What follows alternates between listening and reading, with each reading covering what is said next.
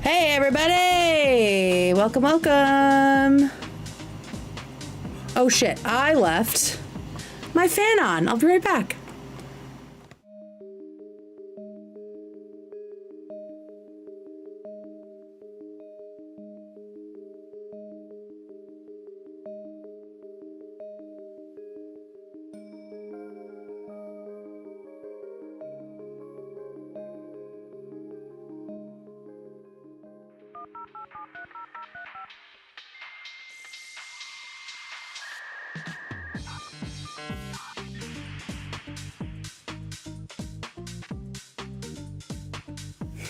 Hey!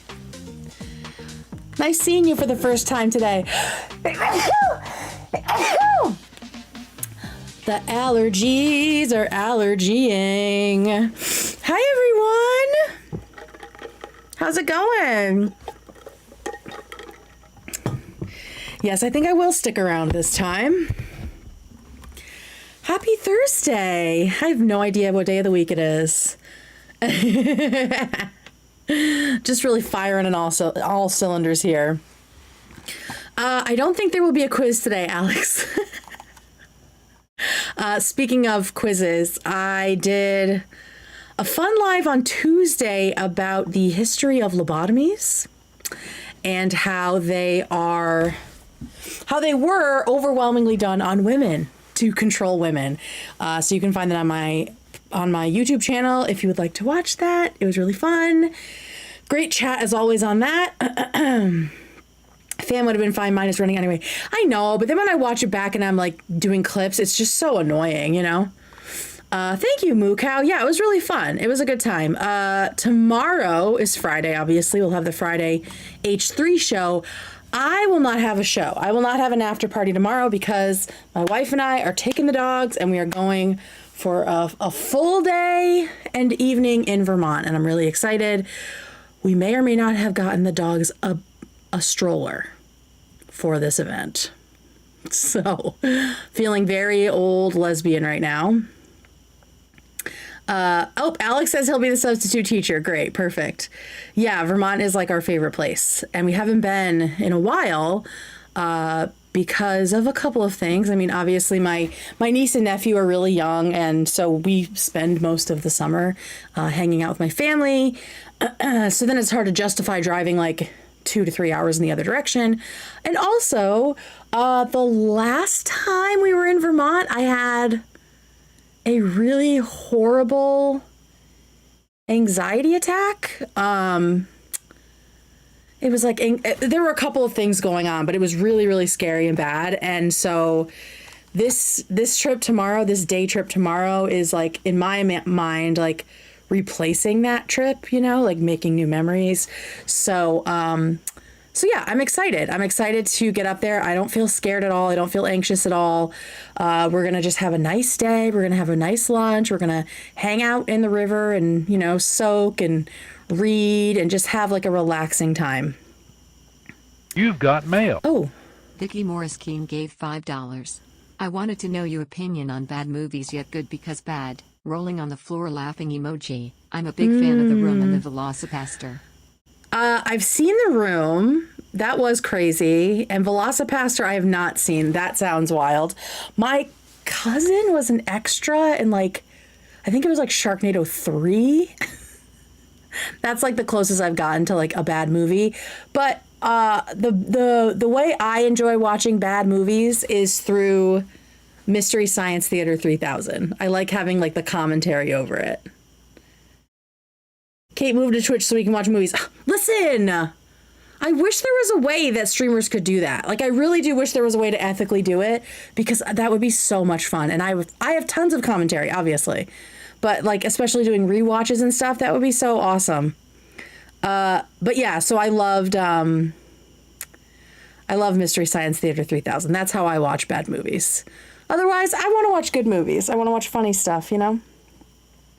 But yeah, so I will be in Vermont tomorrow, healing my problems.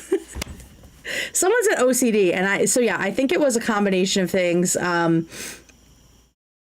This was a couple years ago, and I had like stupidly stopped taking my anxiety meds because I was like, wow, I feel great. I don't need them anymore. It's like, Kate, the reason you feel great is because you do need them and they're working.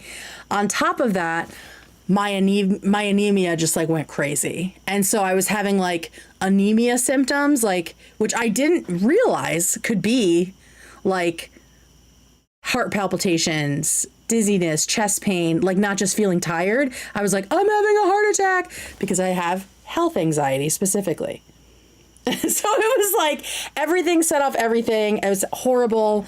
And then I eventually went to the hospital, like when we got home, and the doctor was like, if your iron had been any lower, I would have had to give you a blood transfusion.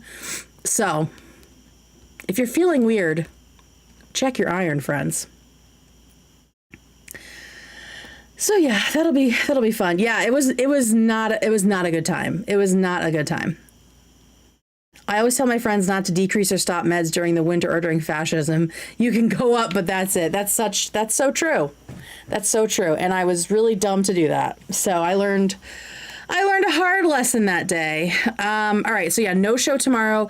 Sunday stream. I'm hoping to do a Sunday stream normal time. Maybe we could do it earlier if y'all want to, just to talk about Friday's show and whatever happens over the weekend. And then if we have time, and if I have time to prep for it, maybe talk about the history of gossip, because we were talking about that on the lobotomies deep dive, about how gossip has kept women safe for ages and ages, and that's why it's considered, childish and immature and nonsense and unserious, right? So I would love to do a literal goss talk. I would love to do that. So if I'm here Sunday, and I will let y'all know as soon as I figure that out, I will put up the live so you can hit notifications. You may have noticed a little bar here because we are starting to get close to 10,000 subscribers. If we hit 10K, which would be amazing, like that's the first like big goal that I have. If we hit that, then I will open up memberships, and that will be a lot of fun. It'll be helpful to me as well to have y'all's material support, and I'll be able to do, more content, or, y'all get the live version of streams and then everyone else gets the VOD. I'm trying to figure out exactly how I want to do it in a way that I'm not exhausting myself while I still have a day job. So the new content might be a little limited for a while, but at least you will get early access. Probably I'll put the taste tests on there. At least early, right? Like, so you guys get it first and then everyone else gets it, and we'll see. Yeah. Transparent queen. Yeah. I want to do this in a way that's sustainable, right? I don't want to burn myself out and then just stop, because that's what I sometimes do, right? Like, I think creatives in general, you just want to go hard. You want to do everything right away, and it's not sustainable. And I mean, you can see all these creators burning out, and I don't want to be that person. What? How do you want to do this mukbang, Alex? Because I'm down. I am thinking $5 a month. Does that seem cool? Discord and subreddit too eventually? Maybe. I don't know. Like, I still feel like 10,000 is not enough to really make a huge difference. As far as like how many people will actually subscribe. Or become members, but we'll see. So $5 is the plan. Sadly, I wouldn't be able to support, so financially paying for H3 is quite extravagant. Oh, I totally understand. If you can't afford it, I am still going to have the H3 after parties live for everyone. It'll be like the extra, like the deep dives and stuff. Those will be live for members, and then I will put them up, whatever it is, like the following week or something. So for now, because I know people are, times are tight, right? I think the main benefit will be if you will be able to chat with me live during all of that extra content. How about Light doing a 99-cent tier for one membership?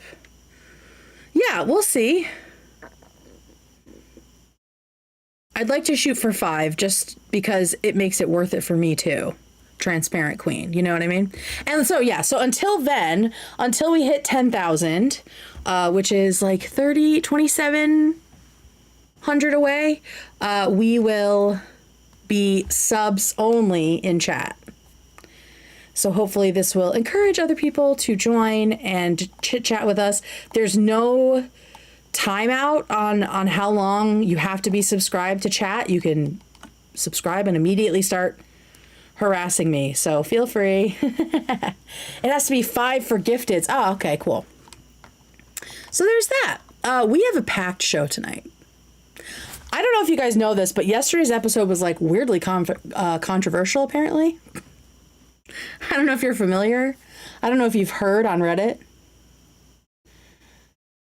Do I post that I'm going live on my socials? I do sometimes, but my Instagram followers do not care. They do not care about my YouTube at all. Trust me, I wish they did, because there are almost 100,000 people over there. Including, as of this week, Ela Klein follows me now. Brr, brr, brr, brr. Very excited about that. Love you, Queen. Love you. Can't wait for Teddy Glow. I am so excited. So fucking excited. Yeah, we love Ela. This is an Ela Kleiner channel for sure. Yeah, so yesterday was weird. We're going to talk about the weirdness because we can, right? We aren't, I'm not, despite what the snarkers might say, I'm not paid by the show, right? So I feel free to talk about it. Of course, we're going to do it in a very respectful way. And I'm going to show what people are saying across the spectrum of fans and my thoughts on it, right? So we'll get into that. Obviously, we're going to talk about the Hasan, not necessarily the article. I think enough people have covered the article, but I do want to talk about Ethan's coverage of the article for sure. We're going to talk about AB clapping back at Mike from PA. Love him for that. And at the end, we're going to talk about Jordan Peterson's new illness. I think they might have mentioned it on the member stream today. I haven't watched that yet. I'm going to watch it tonight. It's like my little treat for after this. I found something very interesting that I think you guys are going to love. I did some digging and I learned more about this illness and the guy who discovered it. So it's very, very interesting. So make sure you stick around for that. That's going to be at the end of the show. Oh, all right. Let's start with some really good vibes of AB just bodying Mike from PA. Mike from PA, who continues to harass AB, a Lebanese American man who does a lot for Palestine, for Gaza, to raise money and support them.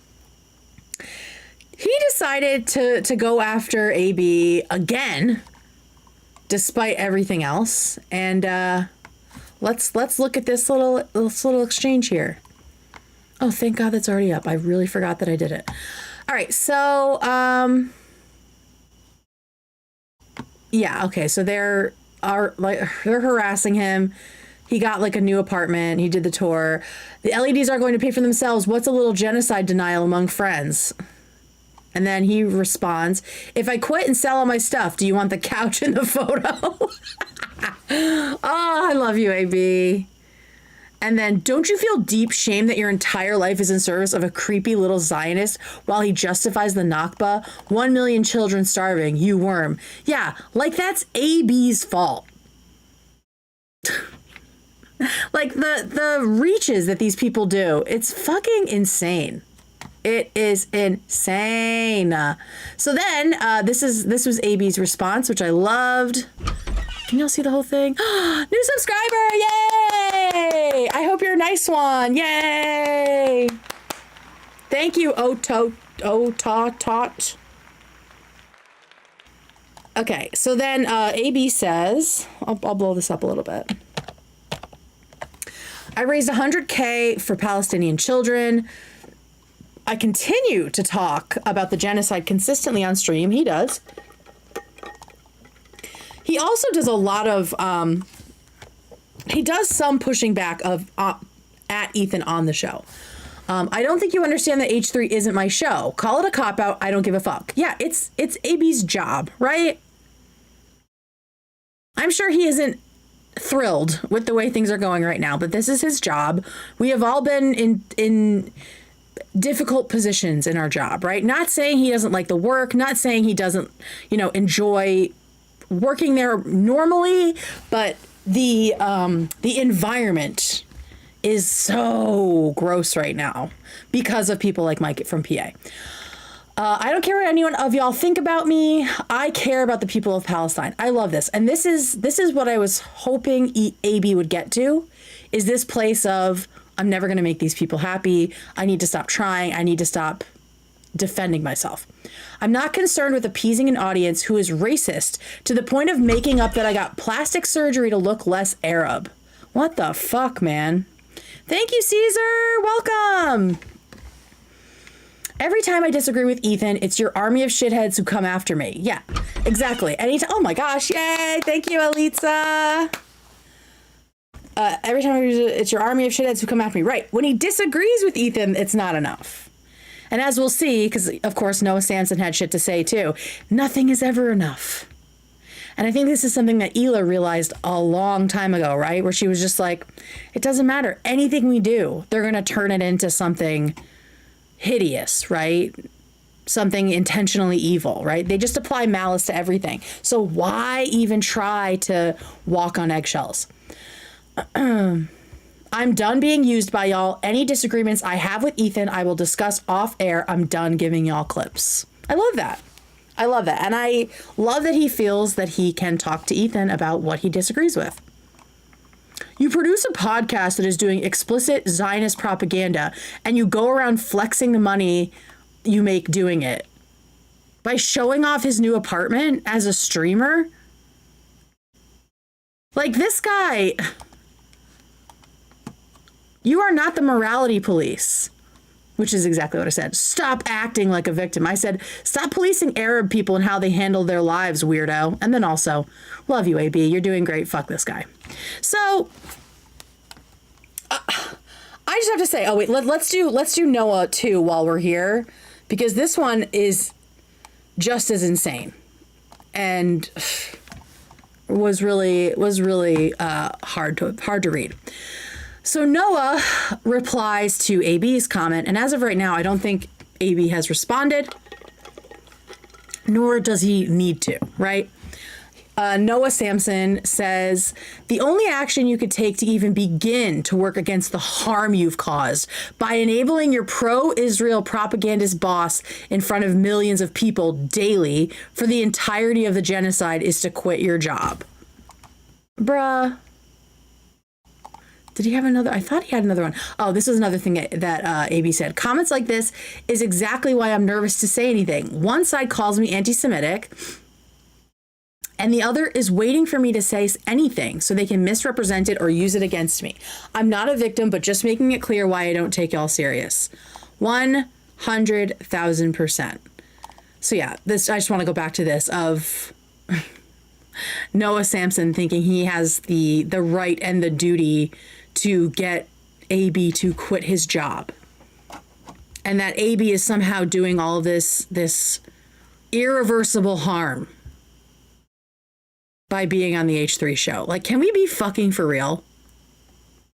Like, I'm sorry, I can't imagine as a white person in the middle of a genocide of Muslim Arab people Cannot imagine telling a Muslim Arab man what to do in this current situation. Cannot imagine telling a Muslim man, an Arab American man, to quit his job.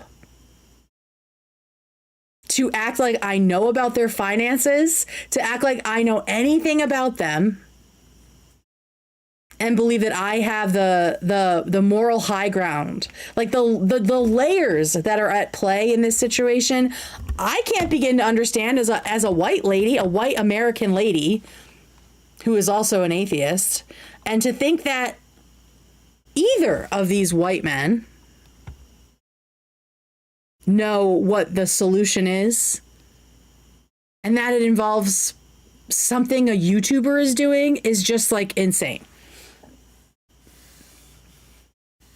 And the audacity to expect a Lebanese American Muslim man, to atone for his sins to you, a white guy from America? Get a fucking grip, man.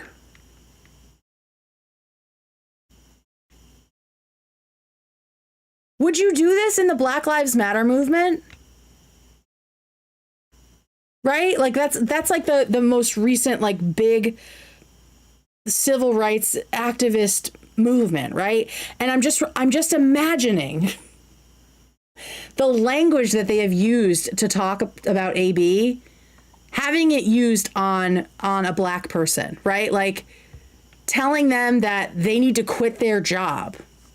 A white person telling a black person to quit their job, calling them a house slave or Uncle Tom, telling them that spreading rumors that they got plastic surgery to look less black.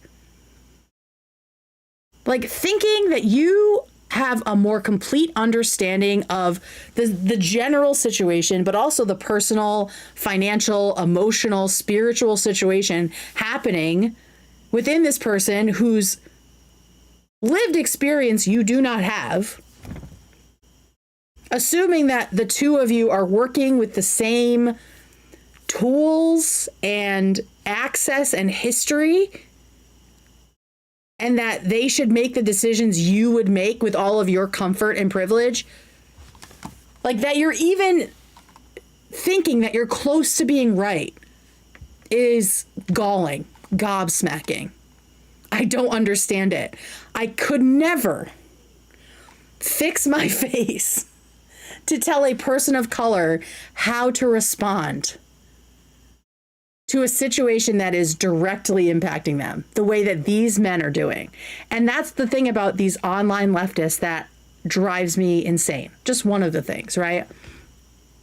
Is that they think because their political opinion is morally correct, that they are allowed to police other people in the movement. But no one is doing it more than cishet white men. Because perfection is a tool of white patriarchal supremacy. Expecting perfection, moving the goalposts, gatekeeping, that is all white guy shit. And that is what they're doing. And now they're inflicting it on Arab American people. To Hasan's credit, he does not mess with the crew for the most part, right? He had like an offhanded thing to say to Dan on his way off the debate. But you don't see him targeting the two Arab employees. You don't see him targeting the female employees. Lena and Olivia are getting so much shit, right? This is the patriarchy. That's what it is. They think it's this righteousness, but this is all this embedded, unlearned, white, cishet, patriarchal supremacy bullshit. That's what this is. Feminism 101. Take a gender studies class, please. And that's why it's so important for socialism, and I think any activist movement, to have a feminist lens, and also a lens dealing with like racial inequality. right? And like systemic prejudices. Because this shit keeps happening over and over again. White people come into a space, they fancy themselves the most well-educated, the most capable of getting shit done.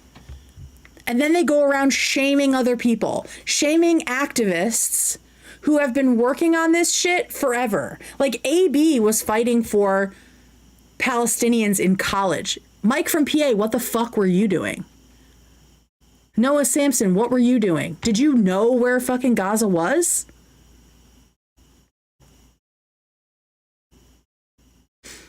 Like, you just became sentient about the Israel-Palestine conflict 2 years ago. And all of a sudden, you are the authority? To the point that you're harassing Arab people with family in the Middle East? Like, what the fuck are you guys smoking?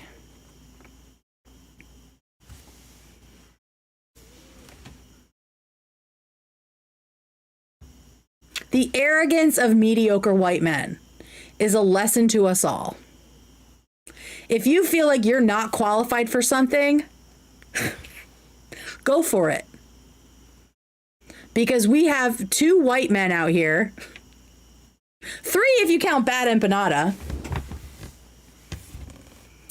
Who have decided they are the moral authority over Arabs.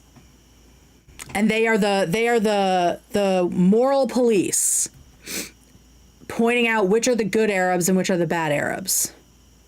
Also with Jews, right? There's the good Jews and the bad Jews.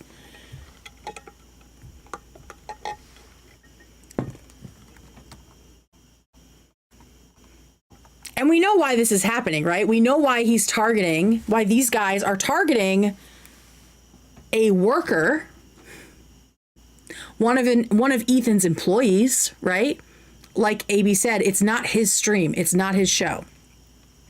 It's because they are not getting what they want from Ethan. They're not getting the reaction, the attention they want. So they are going after his crew to try to upset them and break them down and pull them away. But this isn't a fucking war, right? Like, divide and conquer doesn't work.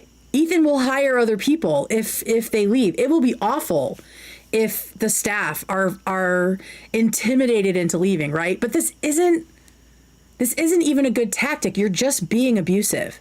And the same goes for snarkers, which I am wondering more and more if there's more crossover than we know between these very outspoken ding-dongs and those subreddits. Like, it's all the same mentality. They need the feedback, whether it's negative or positive.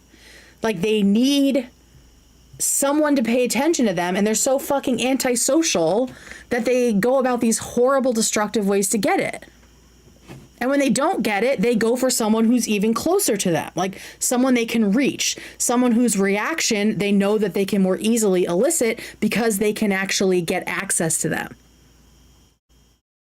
It's why none of these people are really wasting their time trying to dox anyone close to Donald Trump or Benjamin Netanyahu. They're not wasting their time on that, on the people who are actually in charge of things right now. Instead, they focus on minor YouTube celebrities because their comments and DMs are open and they can get a reaction. They are prioritizing a response, feedback over actual progress and making a difference and making an impact on what's happening in Israel-Palestine. The truth is, it's really hard for us to do that. It's really hard for us to make an impact. I hate that, right? Like, all we can do from here is raise our voices and send money. So I understand the frustration. But I do not understand how harassing an Arab American couple out of a job helps anyone. Except you. It makes you feel better. It makes you feel like you accomplished something. Makes you feel like you got something done, but you didn't. Not for Palestine, just for your ego. And like I said, how does AB or Lena quitting? You've got mail. Oh, Alex_the_fiction gave $2. exactly. If I can get Ab to quit, I will save Palestine. Right. It's just all these pointless metrics, right? How, like, AB quitting, like I said, AB quitting or Lena quitting doesn't change a thing for Gaza, doesn't change a thing for Palestine as a whole. Not one single thing. It doesn't even stop Ethan from doing his show, which is still multiple steps removed from impacting Gaza. But they are convinced that Ethan is like poisoning the well for millions, which isn't true. It's not fucking true. Literally everybody that I have met and talked to, either personally or on Reddit in the H3 community, all support Palestine and criticize all the shit that Israel's doing. So AB quitting will not stop Ethan's show. He will hire other people. The show will keep going. So maybe thinking that that's the biggest problem in the world right now is a little short-sighted.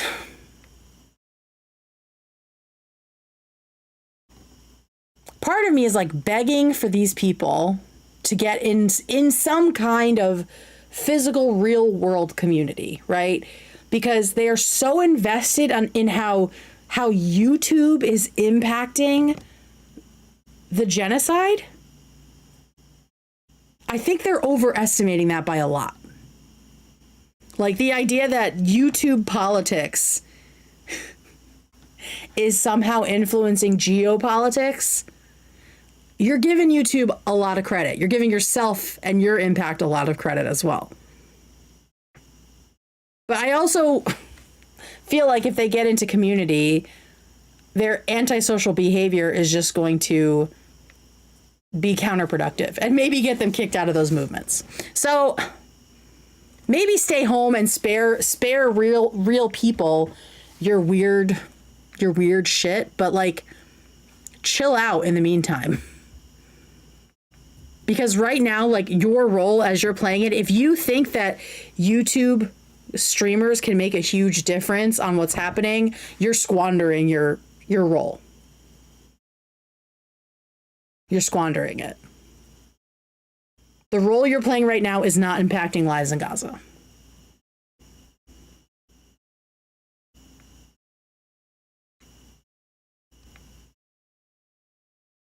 So yeah, y'all are dumb. Honestly, I think Hasan, in my opinion, gets money from some anti-US folks and just finds lackeys to use as talking points. I have had that thought as well. But none of us have any even inkling of proof that that's happening. But back when, when Ethan did the content nuke and was showing like all the different propaganda stuff he's shown and the stuff that he says, and I was like, what is, like, no one is asking him to be this extreme. Why is he doing this, right? And even when I looked at like his old tweets to now, he self-radicalized. It's like, it doesn't need to be like this. And that felt to me like, who is supporting you? But who knows, right? Although it is a leftist principle to follow the money, right? So that would be interesting to look into. But again, we have no idea.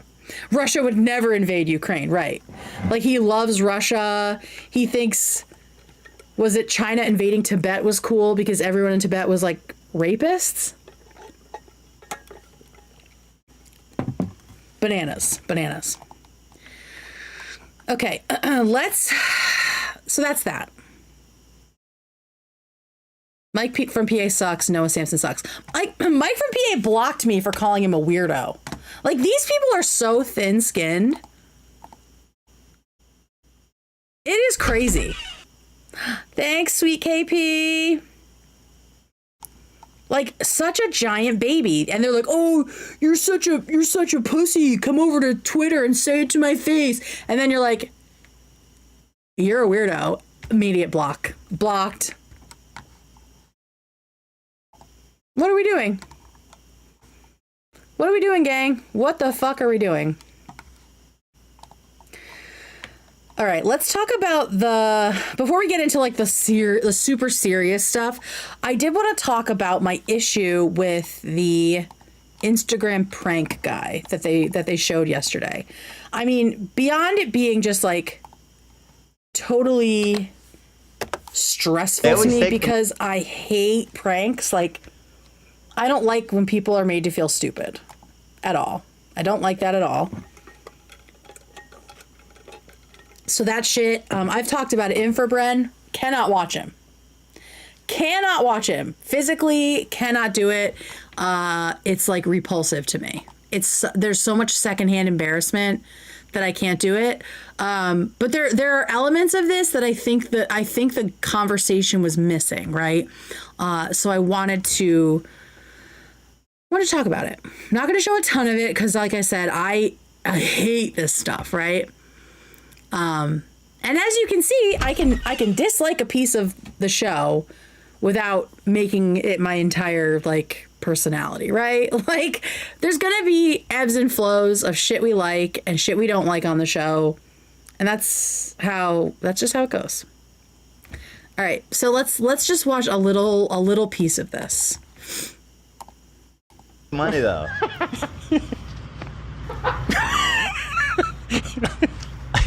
Okay, so Everything all Dude, right? he is frozen I didn't mean to solid. frighten This you. it's too far. It's too, like I see the humor, but it's too This far. man is in fright and flight. Yes, he's scared. literally Flight freezing. and So this is what I wanted to talk about is this moment of the guy being just like frozen, and I think they think he's scared, but also that he's like confused by it. And I think, yeah, so there are a couple layers that I don't think they talked about. First of all, a huge reason that I don't like this stuff is, let me move myself over here for these since, oops. Come on. Hey, I'll just be next to you guys. Something they didn't talk about, and the reason that I don't like this kind of content is because it's almost always working class people or people of color or both who are the targets of these pranks, right? Specifically, DoorDash is like is a job that is worked by a lot of working class people, right? It's like you can make your own hours, and work around whatever schedule you want. So it's a lot of working class people. It's a lot of people of color. I've noticed it's a lot of immigrants as well. I get a lot of messages that are translated from other languages, right? So these are people that are trying to make ends meet. And so to me, it's on the same level as pranking or fucking with service workers. I'm just not a fan of it. I think it's taking advantage of them, and also you're filming them and kind of condescending to them. All of it to me just feels really gross. And the fact that this is obviously a white guy doing it, I just can't. And it's a white guy doing it because nobody else would think to do it, because it's so weird. And someone said in the comments, Manola, what I was just about to say. They were like, why doesn't he just leave? Why does he just keep standing there? Like, he has the money. He gave the food. Why is he still standing there? They probably think the guy has a gun. The guy stalked them. Right?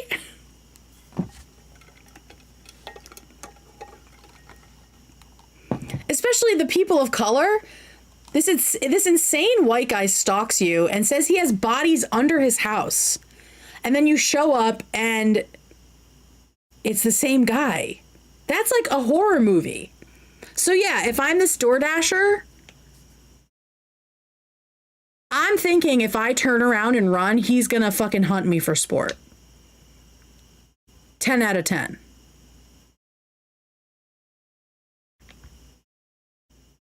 Right? Yes. Like, what? He's safe. Like, the guy's just standing there with a fucking chicken in his pants. And that there's like a sexual gross element to it. Like, I don't know, man. I feel like this could trigger a lot of people. and you don't know what these people have gone through, like, I just don't find these pranks funny. Like, this guy was probably scared that if he moved or ran away, he would get shot. Is my first thought when I saw this of how frozen he was. That's like a crazy fear response. Right. There's fight, flight, freeze, and fawn, right? So and you don't talk about fawn very much, but there's freeze, obviously, where you're just like standing still.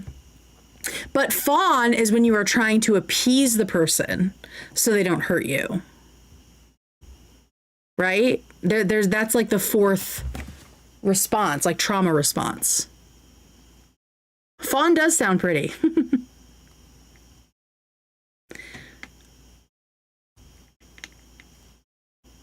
Let people do their jobs in peace. Nobody makes enough money door dashing to deal with this. Exactly. It's not a ton of work.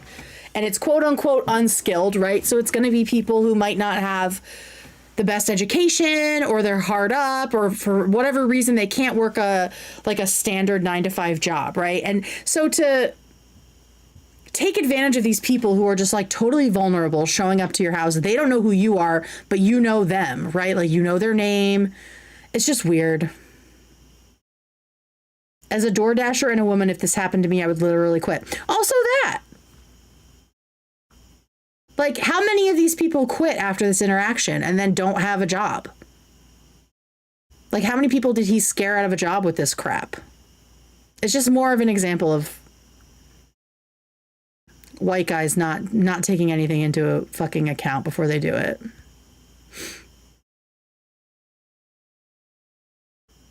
It's giving where's your smile? Yeah. On like level 1,000. Ugh. Yeah, opening the door in an inflatable dinosaur costume is a funny prank, but harassing someone and feeling intimidated isn't funny. That's what I feel. Like, what are we doing? It's like those people that leave tips for their waiter, waitress under an upside down glass of water. I do need a white privilege banner. I will make one. No, it'll say white, cis, hetero, patriarchal supremacy.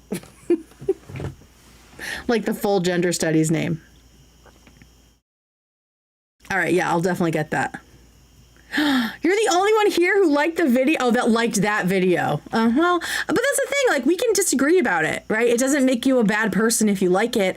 I think the guy in the video is a bad person, but that's my opinion, right? Some people will think it's funny. I can't watch them. I hate it. I just hate it. No male faves. Yeah, I do need a no male faves too. I feel like they should just like, I like the scrolling ones now. I love the people that put on a full musical for the unexpected DoorDasher and then still pay them $100 for watching. That is okay. Like, that's better, right? But it still, to me, is like, just stop wasting these people's time. Because you're still benefiting from doing this to them, and they're not getting a cut of whatever you're making off of that.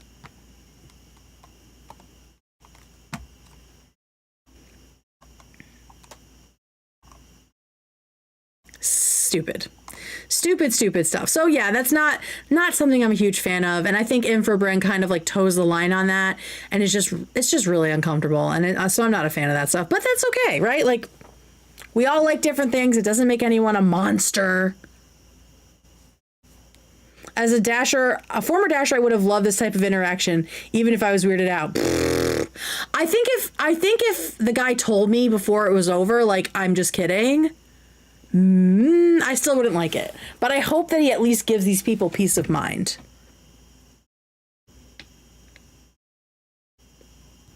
I would only take orders that say leave it on the porch. That's me.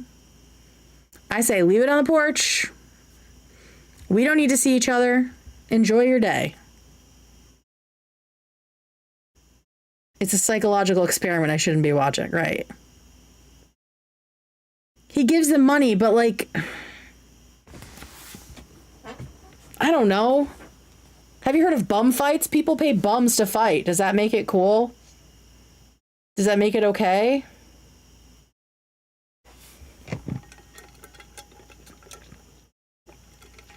I don't know. Yeah, the people online, like, and then putting it online, that's like the whole, yeah, it's just weird. So yeah, not a fan of that. But to each their own, you know, different strokes for different folks. Let's talk about someone we all hate, and that's Myron Gaines. And So apparently, Myron broke up with his very first girlfriend. It's very sad. And Ethan had a lot to say about this tragic event. So I got a couple clips here about Ethan, What's the final piece, just though? absolutely roasting Myron for this. A shout out to the person who put together the whole complex, like, red string breakdown of the end of the relationship. It had great payoff, right? Because the whole time I was watching it, I was like, yeah, maybe that's true, maybe that's a coincidence, blah blah blah. But then that last frame of them roller skating holding hands, I was like, damn, got it. That was so awesome. Hang on one second.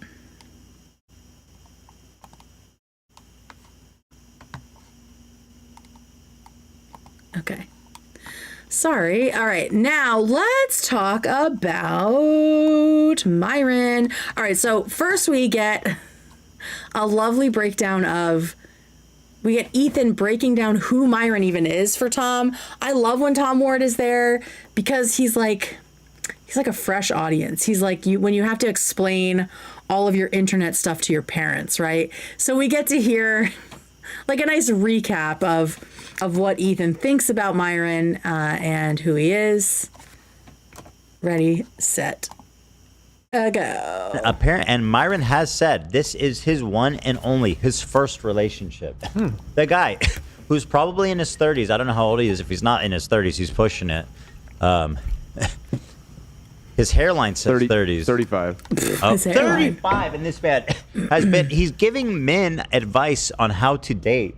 And he's had one relationship in his life that was essentially bought and paid for. Female vaginas are disgusting. Do we know why? Is he just an awful personality? He's awful. Yes. Just being awful is why. Well, he hates sucks. women. He He's hates disgusting. women, so He's women don't wanna hateful. be with him. Yeah, it makes it hard. It makes it. I just love it. It just reminds me of when, like, you and a group of friends are telling someone a story about someone the rest of you know, and you're all just like talking over each other to tell them like what a piece of shit they are. It's just great having a fresh audience for some crazy shit that you've been through. It's very difficult. If you absolutely despise women, Yeah. it turns out a lot of them. Women don't. That kind of rules out a lot of them. That's not even. Hang on, Trey said, I've been in more relationships with women than Myron, and I'm a queer man. I've been in more relationships with men than Myron's been in with women, and I'm a queer woman. So yeah. True, I feel like. You have to just be like, he's not funny. Well, that's not the he's only thing gross. wrong with him, but He's that's just the gross. base. All We're the starting above. from that baseline There's already. lots. So we've It's a already small eliminated. pool to start it's with. a small pool, and then he's also reprehensible in a dozen other it's ways. a special level though to go 35 years never and have one girlfriend recently. But the audacity Pathetic. for this guy to tell people how to date, bro. That's you more should be so the late. You problem should in be my getting eyes. in line and paying for my course. Got him. Yeah, like, why are these boys listening to Myron Gaines? Because he's telling them that he's going to help them get girlfriends, right? Not just, I'm going to help you get laid. And he's talking about the importance of family and blah, blah, blah, and how you need to get married and have kids. He is not the model of any of that. And we honestly don't know if he's the model for even the getting laid part, right? We know he has all the plan B. But it gives me Tom Haverford passing out his key to everyone. Like, he thinks this is what you're supposed to do. Like, he thinks it's aesthetically cool to just have a bunch of plan B in his bathroom. So girls tell each other about this. But I don't think he's really having that much sex. Not consensually, at least. I don't think it's consensual, in my opinion. There's a clip of Fresh and Fit doing a live show, and Myron asks the audience how many have a girlfriend, and nobody raises their hand. Oh, if you find that clip, please send it to me. That's amazing. You know, like, who the fuck are you, man? Literally. Jesus criminy. Anyway, here, watch and enjoy this. But it turns out maybe trouble in paradise for his very first and only girlfriend. Well, when was the last time you had a girlfriend prior to Angie? Not really. Because No. you've never had a girlfriend in Not really. It's like, bro, just say never. Just say never. your life until... Bro, why would you even admit that? It's a fucking insane. Make up a It's girlfriend so- in Canada or something you went to camp with. Right, yeah. That's a lot. Do what the rest of us do. Make up a girlfriend or two. Myron is the kind of guy in like middle school that was like, yeah, I've had sex with 200 people, right? That's so stupid. Oh God. Georgina Glass, yes, Brady Bunch gang.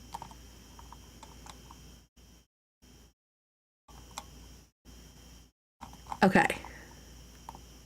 Lie, dude. Yeah, lie, bro. And like you said, that's what he does for a living, is supposedly try to help dudes get girls and shit. Like, it's like a doctor saying I never How are studied you- biology. I'm here to do your open heart brain. I'm here to do your open heart surgery. How many surgeries We love an open heart brain surgery, don't we, folks? have you done? None. I didn't have a PhD. Yeah. I didn't have a doctor. I don't know. degree. I've watched tutorials on YouTube. Trust me.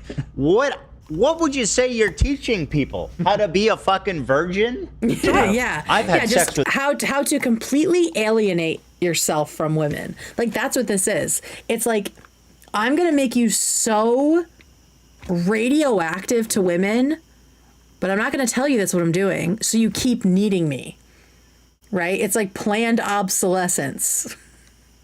Where you're gonna keep needing me because you're gonna keep fucking up with women because you're taking my advice. But because I keep telling you it's their fault, it's women's fault, you're gonna keep coming to me for advice because you're a fucking dumb 13-year-old boy thinking with your dick. Like a chiropractor, yeah. I'm just gonna keep messing up your back and you're gonna keep coming to see me. Thank you, guys. We're making a dent. I love this. Yeah. Okay.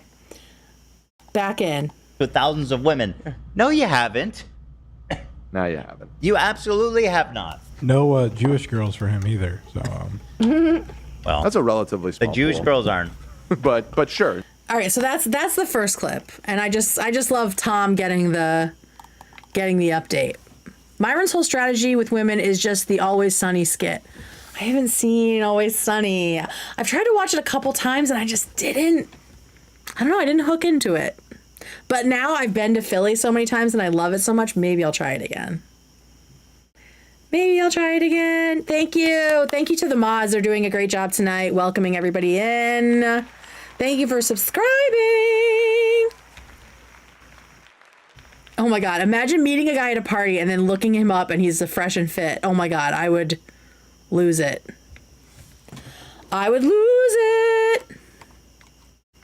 Is your sub alert Babylon reaches floor?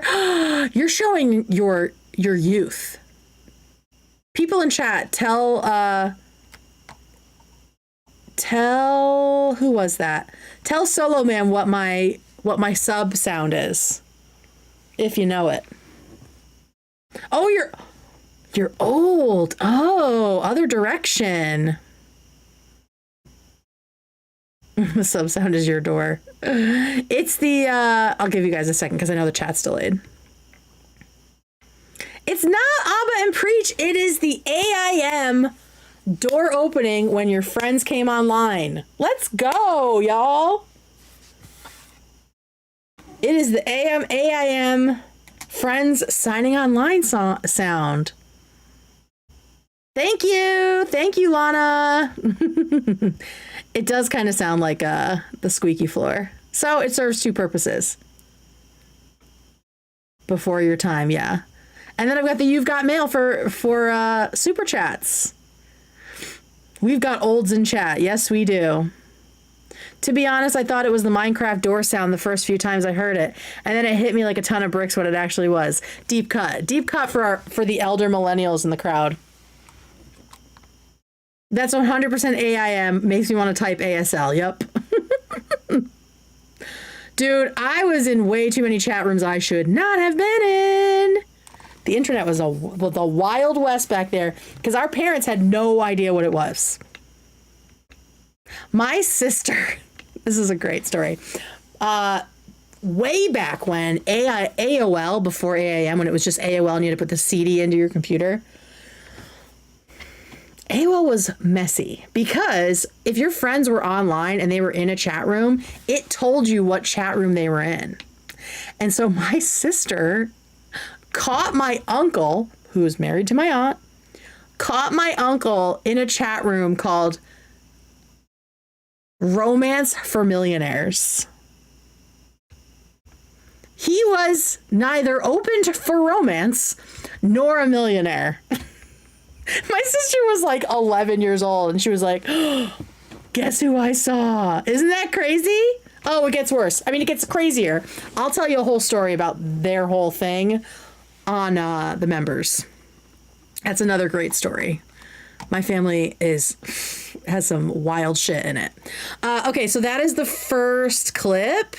And here is the next one. This is at the end of the cinematic delight that was this full unraveling of the Myron and his ex-girlfriend situation, and just some final words from Ethan that I loved. He was just doing a research paper, right? Yeah. He wanted $1 million. Listen, he did find somebody. That's all I'm going to say. Make sure you subscribe to find out the rest of that story, because it is a good one. Not even joking. Little boyfriend. Dude, she is so... So first they think it's this girl. You can't really tell what kind of hair she has. Well, I will say this. There was a part when they were like, no, that's definitely her in the Jurassic Park video. How far in is it? They're like, no, it's definitely her. And people, oh, there it is. Okay, so let's look at this first. This was supposed to be a smoking gun, and this is when I kind of like didn't know if I trusted this whole video, because I was like, this is the evidence. She has the same hair. You think that girl was the only bitch with chunky highlights in Orlando that day?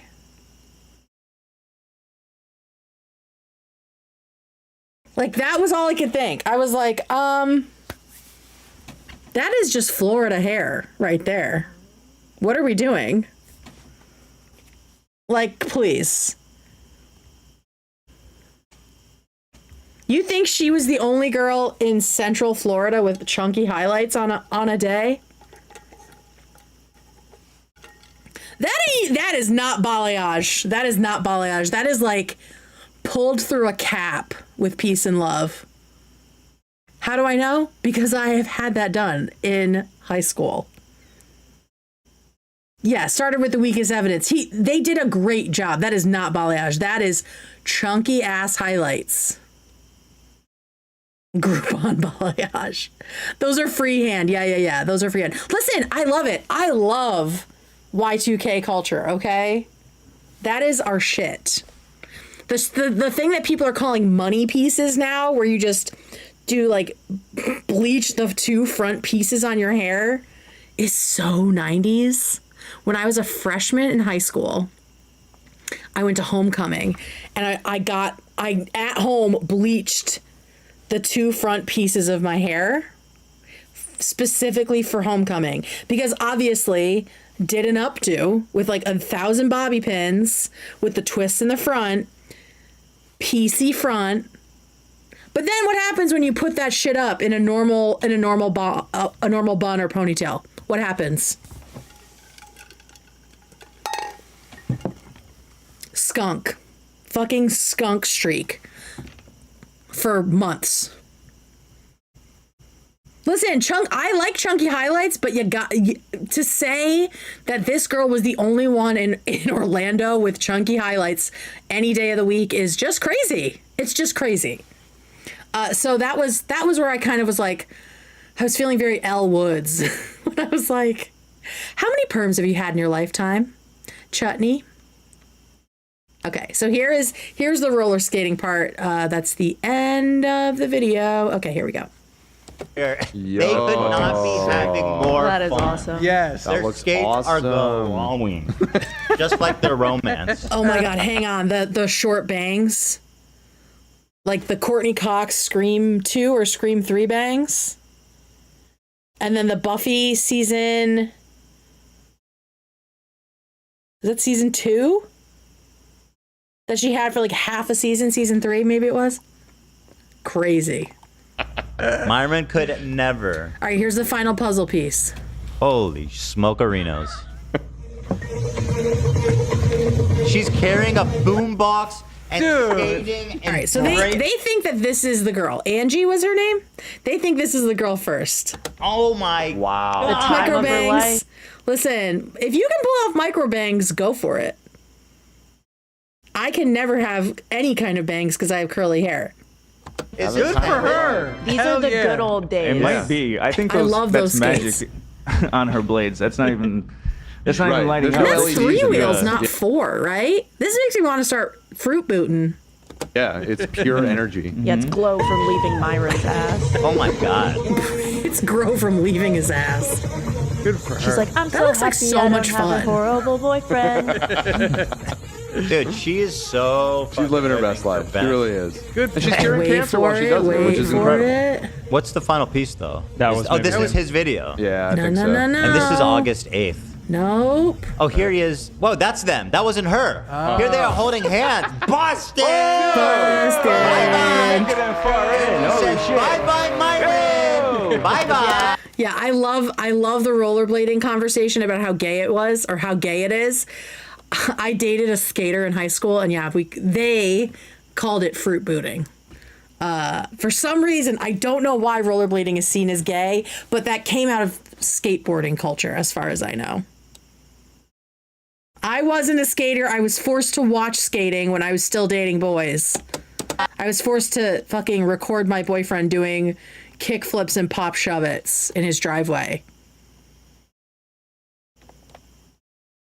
That turned me into a radical feminist man-hater. Yes. Pop shove-it! You go, girl. Whoa. You know what's funny? They always laugh about how I'm gonna get divorced and all this stuff. It's like, bro, you cannot even keep Coconut, you divorced?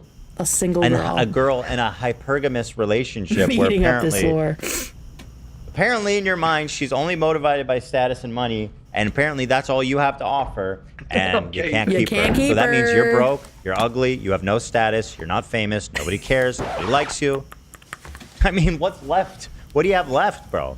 Your only option left at this point is Pearl Davis. Too far.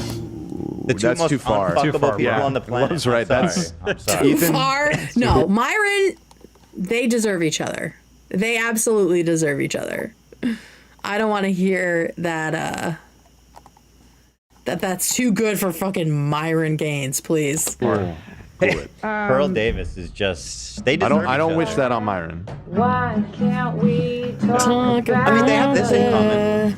Well, they have a lot of common, but I think they shouldn't feed into each other. That's gonna be toxic, you know. Yeah, that's like two black holes, right? Pearl is an unsalted saltine cracker. Totally true. I fruit booted to film my friend skating and I became gay. Well, at least you know where it started. Speaking of skating, question of the night. Well, another question of the night. What was your local roller rink called? Drop it in chat. What was the name of your local roller rink? I bet I have one that wins. It wasn't mine. It was like my friend's, but it was so... It's going to shit on all of yours. It's going to shit on all of yours. Wheelies, Roller Dome, Skateland, Hot Wheels. Oh my God, these are all so good.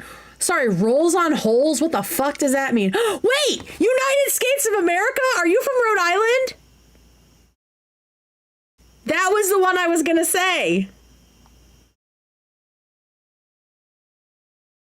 LB, are you from Rhode Island? Oh, Long Island had one too. Oh, okay. Yeah, United States of America is so fucking funny. I just love that one. Roller King. Yes, New England. I grew up across Long Island Sound. I worked on the ferry. So much lore tonight. Mine was called Skate Town, USA. And then Galaxy Roller Rink.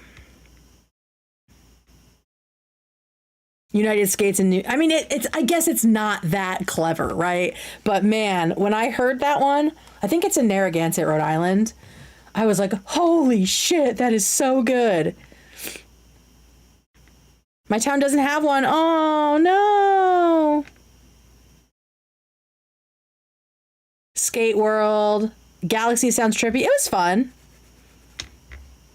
Crystal Palace. That sounds fucking cool. The Fun Center.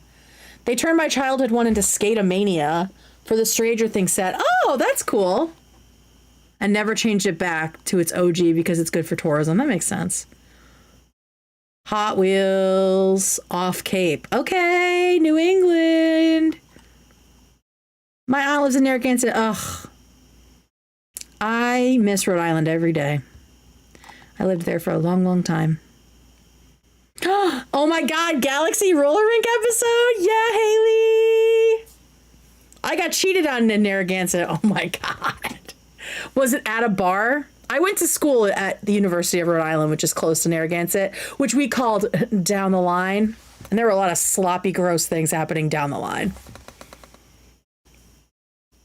It was a URI guy. Oh my God, that's so fucking funny. Ew, ZBT. Ew. Oh no. Did you go to URI? I don't know. We just called it Down the Line. That's what we called it going to Narragansett. ZBT. They were like the biggest chodes. They were like, and I say this with peace and love. Do you know what they remind me of? They remind me of acapella guys. That's what ZBT guys remind me of. Oh my God, I can't believe there's someone in here who got cheated on by a fucking ZBT guy. Can you please tell me the year that this happened? Because if it's the year I was in college, I probably knew them. Oh, you're from Maine. Okay. What year was this? They're super 2024. Oh my God, recent. Okay, never mind. You're a little baby. You're a little baby. Oh my God, that is so fucking funny. Girl acapella groups are fine. ZBT is Zeta Beta Tau. It's a frat.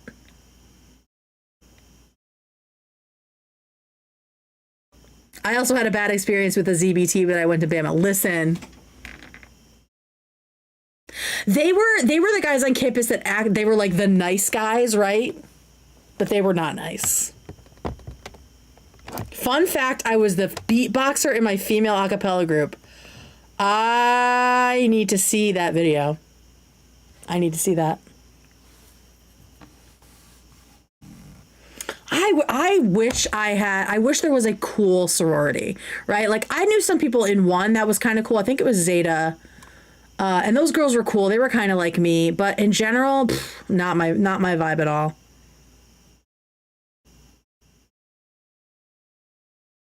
Oh, we got Alabama chat.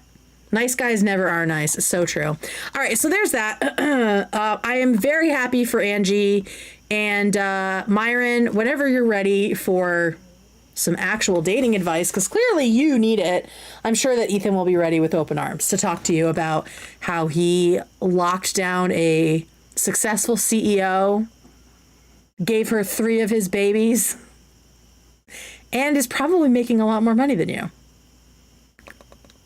Yikes, huh? Yikes. All while being uglier than you, according to you. All right, we got another mention of a new show. So it really does. Last time when we talked about this, it was Ethan was talking about ripping off Smosh's Reddit reading show, right? But now he's talking about a different one. It does seem like there's some percolation that we're going to get another show. Now, because this is now 2 times that Ethan has brought it up. Right? So I'm wondering, are we going to get a Tuesday show? Cream pied at least 3 times. Disgusting. Disgusting. I hate Reddit stories. It's the laziest content. Yeah, it's not great. I don't think it's,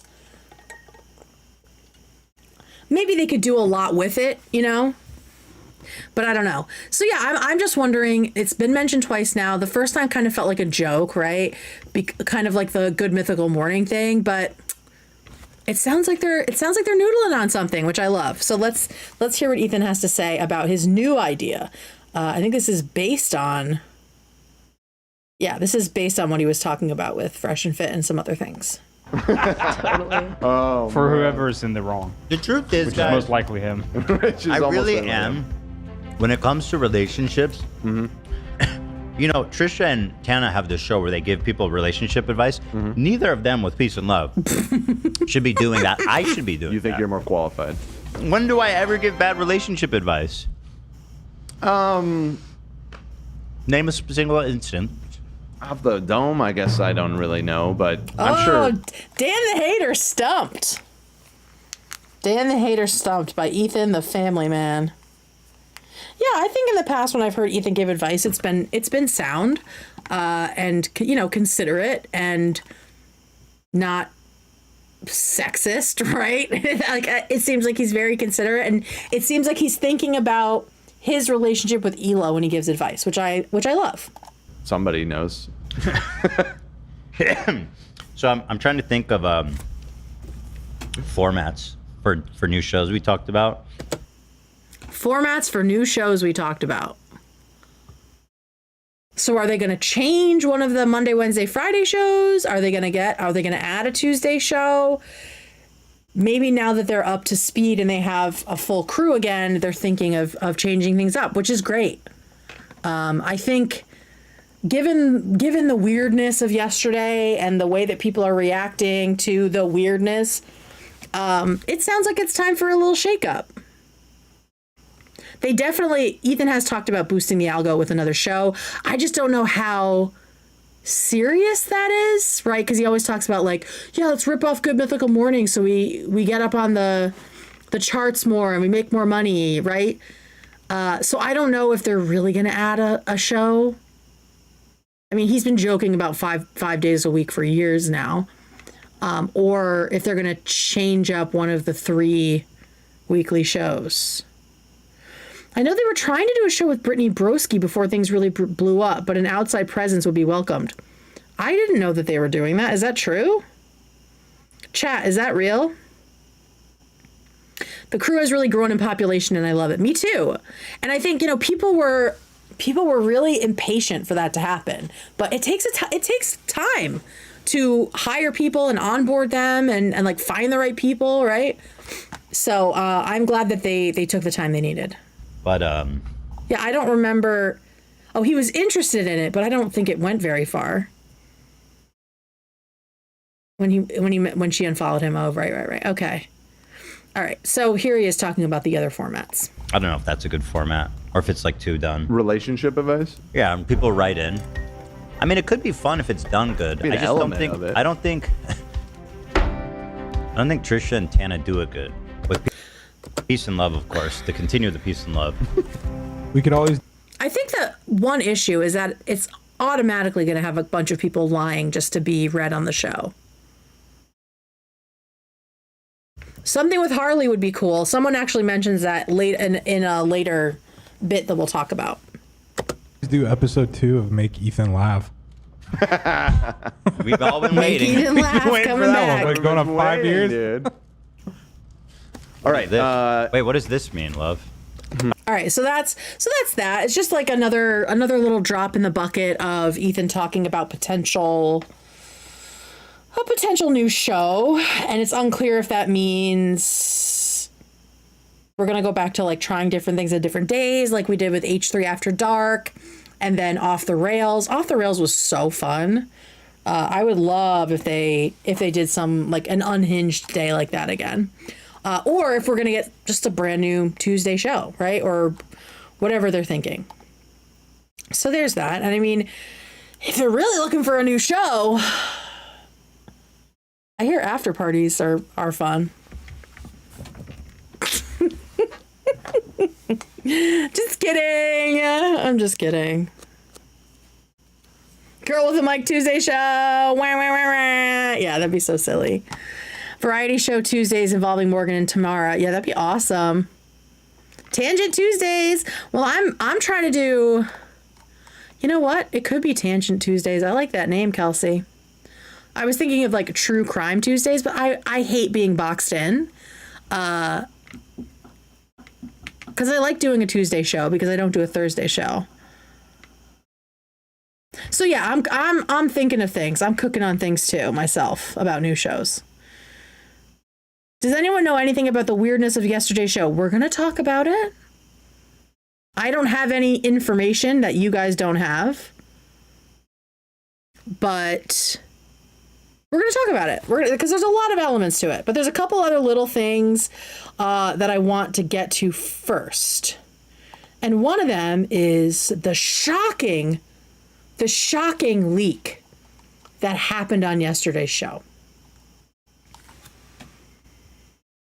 Ethan Klein apparently prepares him before the stream.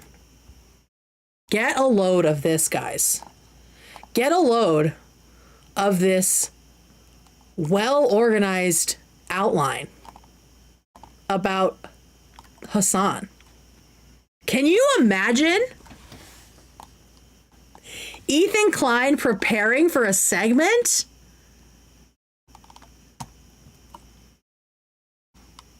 Based?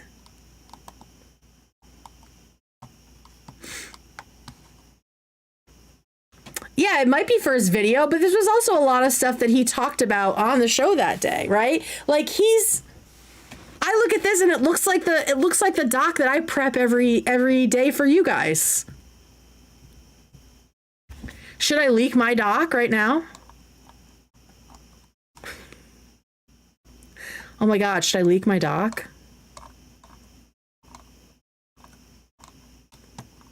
Look, guys. It's my doc.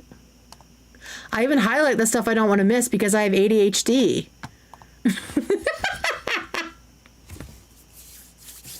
Yeah, I take notes because I have like Ethan,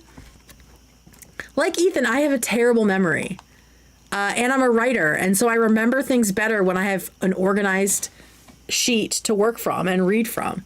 And so when I saw that and I saw everyone freaking out about the fact that he shared a Google Doc that he then used to go through his points, like I didn't understand what the problem was. The banners aren't highlighted. I put them in bold so I know when to cue a banner. But thank you for asking. Yeah, it says play bro trips, include his Discord messages. Yeah, so it's a layout for a video, which he said he was doing. So like, what is the problem here? I don't even know what the problem is with that.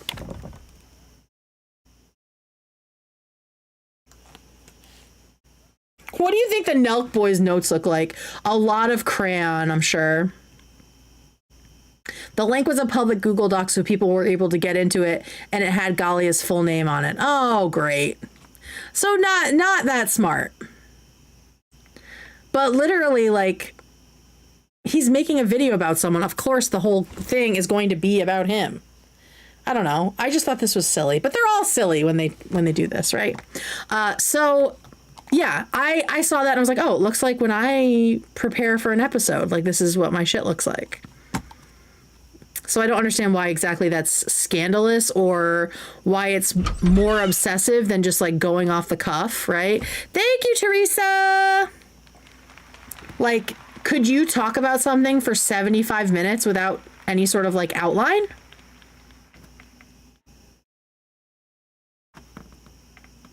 said a lot of the stuff in the doc out loud, but yeah, he was kind of like giving the highlights of what this is, which it seems like it's prepping for a video.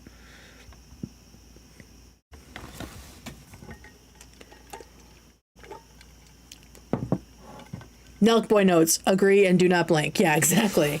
Yeah, I love it. It's very organized, and maybe Galia helped him organize things. That's normal.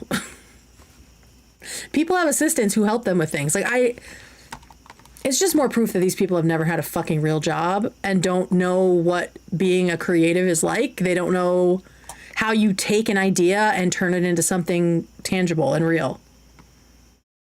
It's silly. There's gossip about me on the Reddits and it's 100% garbage. Ooh, what are they saying about you? There's gossip of me too. They think that I'm Ethan's dog and that I'm obsessed with Hasan. I don't care because I don't respect these people. Yeah, but of course, this is being framed as something nefarious and malicious. Let me see. Yeah, so they are now saying that this was handcrafted by Destiny and Dan Saltman to try to whitewash Destiny's sex crimes. This is what I'm saying when I'm like, get off the internet and get in real community. Because you think other people are as invested in this weird Hasan Destiny thing as you are. Everybody who has come out of that ecosystem is obsessed with talking about each other's sex crimes, right? And they think there's all of these like conspiracies to undo each other. It's just so paranoid and so stupid. Why is Ethan going to spend all of this time caping for Destiny, who he doesn't even fucking know and is not in contact with? For a sponsorship? That's just stupid. It doesn't make any sense to me. We don't fuck with Destiny. I've literally never watched anything Destiny has done. Anytime he comes up on Twitter, he's so fucking annoying. Like, I can see where Hasan got it from. They're both fucking annoying. And I have shared my criticisms of Dan Saltman on here. Dan Saltman tried to suck me into this shit. He tried to get me to like expose Hasan's tweets, and they just weren't bad. They were definitely instructive. But yeah, to act like we're all like sweeping for Destiny when none of us give a fuck, including Ethan, is just so stupid. It's so fucking stupid, guys. So don't listen to this shit. Right, who has fucked with Destiny? Hasan, Denims, Casey Tron. Yes. All of these people used to be obsessed with Destiny. It's just dumb. Yeah, like I have problems with Hasan. I am critical of Hasan, right? But Dan Saltman, it's like his mission in life is to bring Hasan down. I don't fucking care that much. Like, I feel like that's weird. Like, you can critique someone without being fucking weird. So that's how I feel about Dan Saltman, with peace and love. Like, bruh, you're too invested in this weird shit. Like they act like it's this whole like geopolitical crisis. And the term sex pestiny makes me want to put a fucking ice pick through my eye. Shout out lobotomies. Go watch my episode about lobotomies. So yeah. I think the Google Doc leaking is stupid. I think it's a nothing burger. Honestly, it shows why Ethan's videos are so much better than iDubbbz's videos. Because he actually prepares for them. And actually fact checks things. And has a structure and a flow to them. Because he is a writer. Foolish.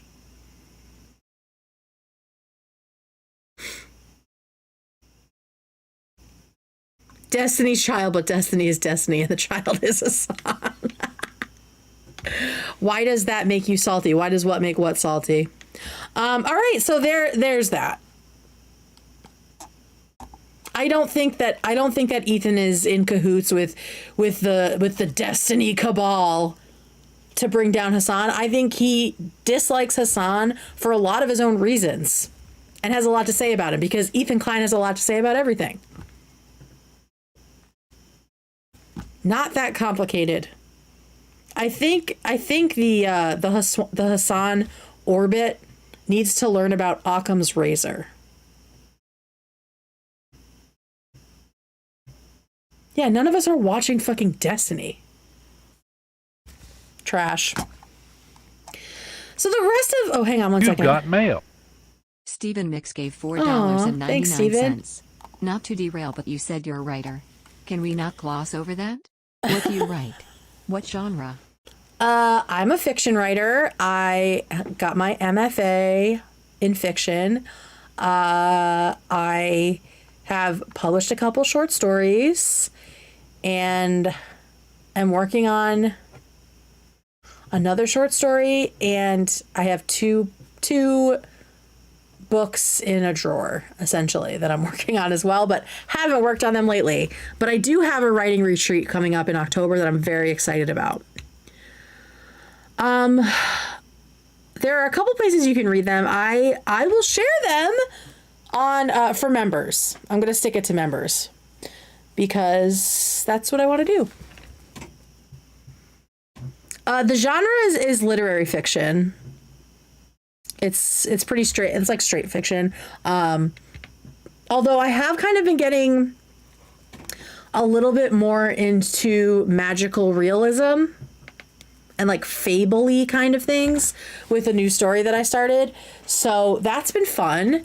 And I want to write one of the books I'm working on is like a lesbian romance story because my wife reads them all the time, and so I'm always listening to them. I'm like, I could write that. And I want to write one about our love story, essentially. But obviously fictionalize it and change a lot of stuff, but just like the feeling of our love story. Oh my God, so many writers in chat. Litfic. That's awesome. Wait, does your wife read queer romance or romance in general? Queer sapphic romance only, and she does all audiobooks. You've and she got loves mail. it. K9 Rescue Thought gave $5. What's your opinion on Stephen King? To Mainers, he is God. Stephen King wrote an incredible book about writing. I think it's called On Writing. So his craft book is really great. I loved Carrie. That was a book I read a bunch growing up and was fucking scared of it. I like Stephen King. I enjoyed his writing. It's definitely like a specific genre, right? But I'm not like a Stephen King head. But I did really enjoy his craft book for sure. Show versus tell. I also like The Situation and The Story.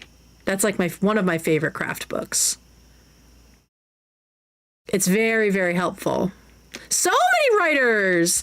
You know, one of the things I want to do, if I ever am just like not, if I don't have a day job, I would love to do writing streams to keep myself accountable and actually finish my fucking books. I once won a writing contest in 5th grade. Oh my God, me too. I beat the whole fucking school. Our school went up to 8th grade. I wrote a murder mystery called The Murders of Mirror Lake, and it fucking won. 5th grade, bitch.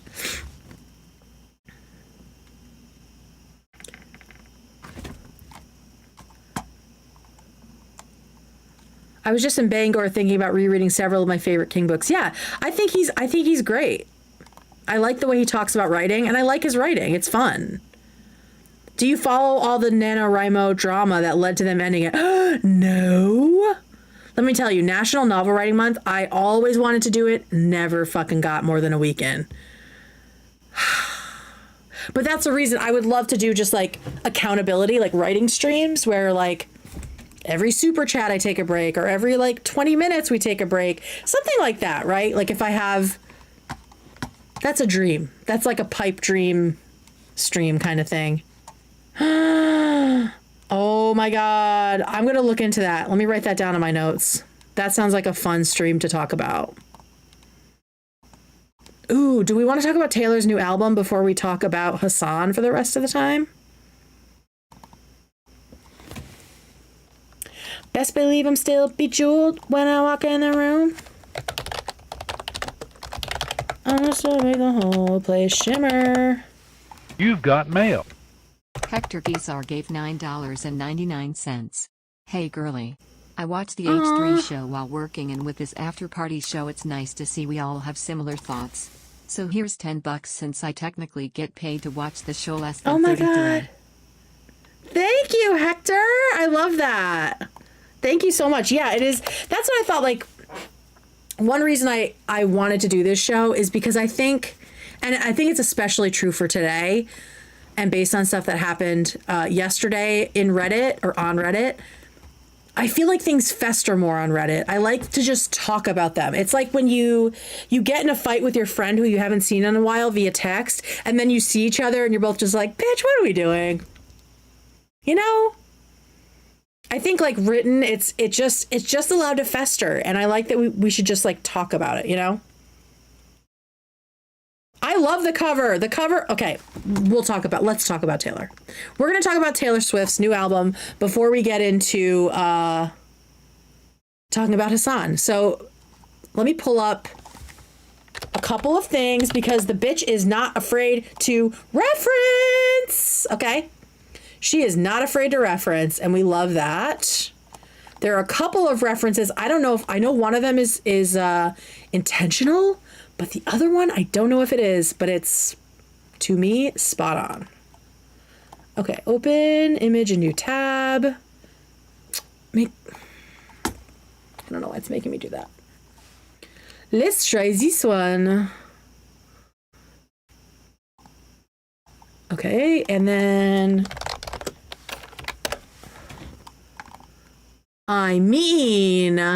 I fucking mean, bitch. Oh my God, these look so good. All right. So Taylor Swift is launching a new album and it comes out on October 3rd and it is called The Life of a Showgirl. And I am so excited. She talked about it on the Travis and Jason Kelsey's podcast, Travis being her boyfriend, of course. And she talked about the fact that she wrote it on the European leg of her tour and how it's basically like how exuberant and joyful she felt. Boob is boobing. No, Hasan definitely copied her. So I'm really excited for this like fun poppy album. I'm assuming she's going to be doing this with Jack Antonoff again, but I don't know. I kind of wish she would go like with a different sound for a change. Like I like her and Jack Antonoff together, but Max Martin. Oh, okay, great. Yay, that's good. Okay, no Jack. We love that. We love that. Okay, great. Thank you, thank you, thank you. I love that. Okay, cool. I love the Swifties in chat. She isn't. It's a scandal. Pfft. I like his stuff, but I will say my friend is like he makes like electronic music, and when he brought up that a lot of her stuff with him sounds the same, it kind of made me want to break from Jack Antonoff. It kind of like broke. It like shattered the glass, and I couldn't unsee it or unhear it. You know her color coding thing with all her albums? Yeah. Yeah, let's put Jack on the back burner. Like I loved when she went with Bon Iver for the Folklore and Evermore. Okay, so let's talk about the two references that I picked up on. First, this one is, direct reference to this painting. Ophelia. If you aren't familiar with Ophelia, she is the tragic heroine in Hamlet, who drowns. And she goes nuts. She goes insane, essentially. So this is like probably the most famous painting depicting Ophelia. So I got that from her cover. Definitely that from the cover. Now this one, I mean, first of all, the fate of Ophelia. So obviously it was on purpose. Thanks, Paige. Bon Iver mentioned he's a huge sponsor of our NBA team, WNBA team. Oh, you mean the Lynx? You mean the Minnesota Lynx with the Stud Buds and Nafisa Collier? And now Dejanay Carrington? They're definitely you guys are definitely winning again.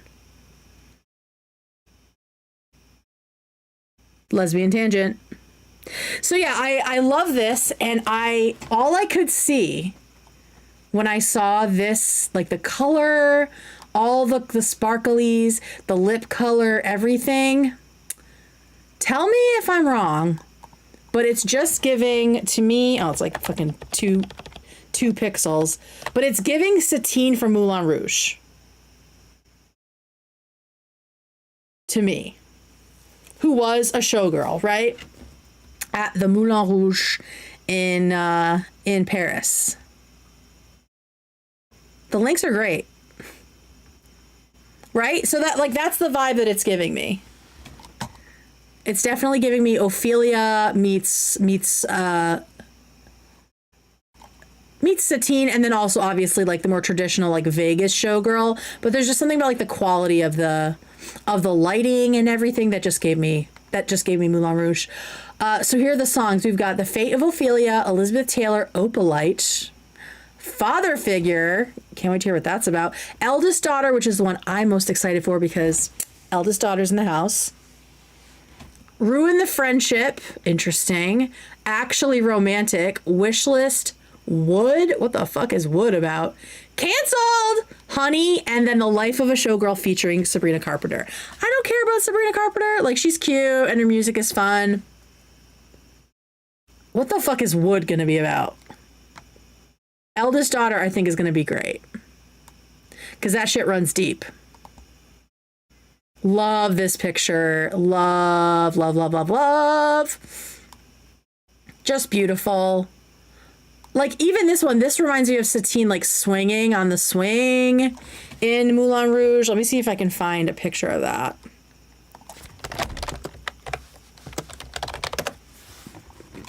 Yeah, bitch. Like...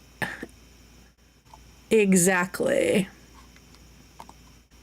There may come a time when a lass needs a lawyer. Dude, I watched this movie so many fucking times. Let me pull up one where she's like really stretching there. Okay. So yeah, it just gives me similar vibes. Similar vibes. And then we have, like the red and black. What? Is this the same piece she's wearing on the cover? Or is that a different titty holder? No, it's different. Lots of different titty holders happening. That's definitely the most risque thing I've ever seen Taylor in. Yeah, goddamn. Goddamn, Taylor. So yeah, I'm really excited. My expectations are high. I think it's going to be great. It looks like it's going to be a mix of fun shit. Oh, we've got more pictures. Y'all want to see more pictures? Ma'am, what are you doing? Ma'am, are you trying to kill us? Like, people are out here thirsting over Hasan. Please. Grow up. Fucking grow up. Ugh. It's like Sally Bowles. I love this. I like this version. I like the green a lot. I do like the Ophelia one too, though. So yeah, I'm excited. I'm also excited that there's going to be a different producer on it. It's kind of giving Britney too, like, yeah, like Circus almost, I would say. And then, what was it? Womanizer, right? When she has the black bob. The Green Fairy! Yes! Again. This bitch has been writing shit. Was probably writing shit while looking at the Moulin Rouge, or coming up with concepts. And all the diamonds, the diamond dogs. Okay, and then there's this one. Very like Basic Instinct. I love it so much.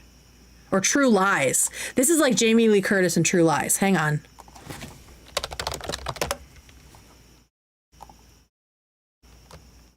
Very much, in my opinion, True Lies. Very True Lies, Coda. Yeah, not Basic Instinct, True Lies. Oh, I love it. So cool. Just so cool. Like, try and hate Taylor Swift. Try and do it. Try and do it. Okay, yeah, so I'm very excited for this. I am ready. Yes, Chicago. There's definitely Chicago vibes a couple times, right? Same photographers as the Reputation album shoot. Interesting. Y'all got the fucking lore. I love it. The leg spread was Basic Instinct, yeah. But there were like a couple movies that are all called like similar things back then. True Lies, Basic Instinct, Fatal Attraction. You know, I always get them confused. Yeah, so it's gonna be fun, hopefully. I wasn't a huge Tortured Poets Department fan. Like, I liked it. I wasn't. If I think about the songs I listen to still regularly, there aren't a ton. Like, Midnights is the more recent album that I bump a lot. So I am hoping that this album to me will feel like a no skips. I'm very excited. The fact that she was doing the show and writing every day is like fucking crazy to me. Absolutely nuts. All right, let's get into the rest of it. So the vast majority of the Wednesday episode of H3 was dedicated to talking about the new GQ, I'm going to call it an essay about Hasan. It was not an article. It was product placement, and Hasan was the product, right? I don't even think there's really much to say about the article because it didn't really have much like artistic merit to it or informational merit, but there was one part that was cringier than the rest, and let's just watch Ethan read it. His beautiful designer dog that he got from Craigslist. It was just gay soft porn. Yeah, it was literally like erotica. AO3 story, exactly. Who sees that and reads it and is still like, yeah, this is definitely who I should be supporting. Like, it's just such a weird thing. It's so obviously about ego and not about anything else. Like, it's just so strange to me, guys. Tussles with a few other golden brown dogs. A piker burns through his 70-minute workout, exhausting himself in the process. He strips his shirt off, guys. Fucking An barf. army of girls and gays, not to mention admiring look-maxers, would kill to be where I am now, next to Piker, as he pants in a pair of neon shorts with black Calvin Klein boxers poking out. And it's so gross. Like, how as Hasan do you not read that and just feel dirty that this guy was like watching your every molecule of your body at this point and just objectifying you? Exactly, if this were written about a woman. The mention of the underwear and the sweat was particularly disgusting. Yeah. Barf. Sunlight glistening off the sweat beaded on his chest hairs. Kill me. What? I am ready to die. I am ready to die. The sweat glistening off his fucking chest hairs? What are we doing, chat?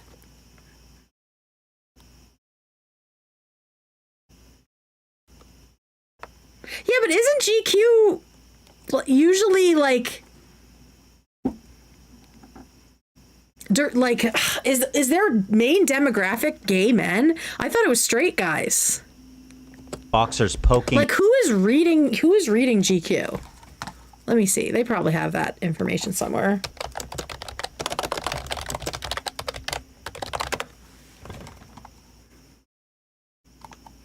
Okay, GQ's primary target, I mean, this is AI, but we'll start there. Primary target is men 20 to 44 with a strong emphasis on those from upper class backgrounds. They are typically style conscious, educated, and above average disposable income. Okay, that does sound pretty gay. That is gay people. That is gay men right there. Right? It's like gay men. Yeah, GQ is the male gaze. Yeah, okay, it's gay men. Okay. All right. Well, now it makes sense. Style conscious. Yes. Yes, queen. Style conscious. Okay. His beautiful designer dog that he got from free from Craigslist. Men's health and fashion. Yeah, but who's reading that? Gay guys. Tussles with a few other golden brown dogs. A piker burns through his 70-minute workout, exhausting himself in the process. He strips his shirt off, guys. An army of girls and gays, not to mention admiring look maxers, would kill to be where I am now. I just want to get to the Calvin sweaty Klein part. boxers and sunlight glistening off the sweat beaded on his chest hairs. This is literally, yeah, like gay erotica. I want to go home. I love what Ethan says here. Kill me. Kill me. I am ready to die. I'm ready to die. That's the intro paragraph? Literally the opening of the article. What is wrong with these people? It's the opening of the article. Writer here. It's the opening of the article because you want people to keep reading. So you're going to put the gross shit up front. Like, you're going to put the most outrageous stuff up front because you're trying to grab these gays as they're flipping through and they're like, wait, what? Calvin Klein boxers? Sweat beading on a hairy chest?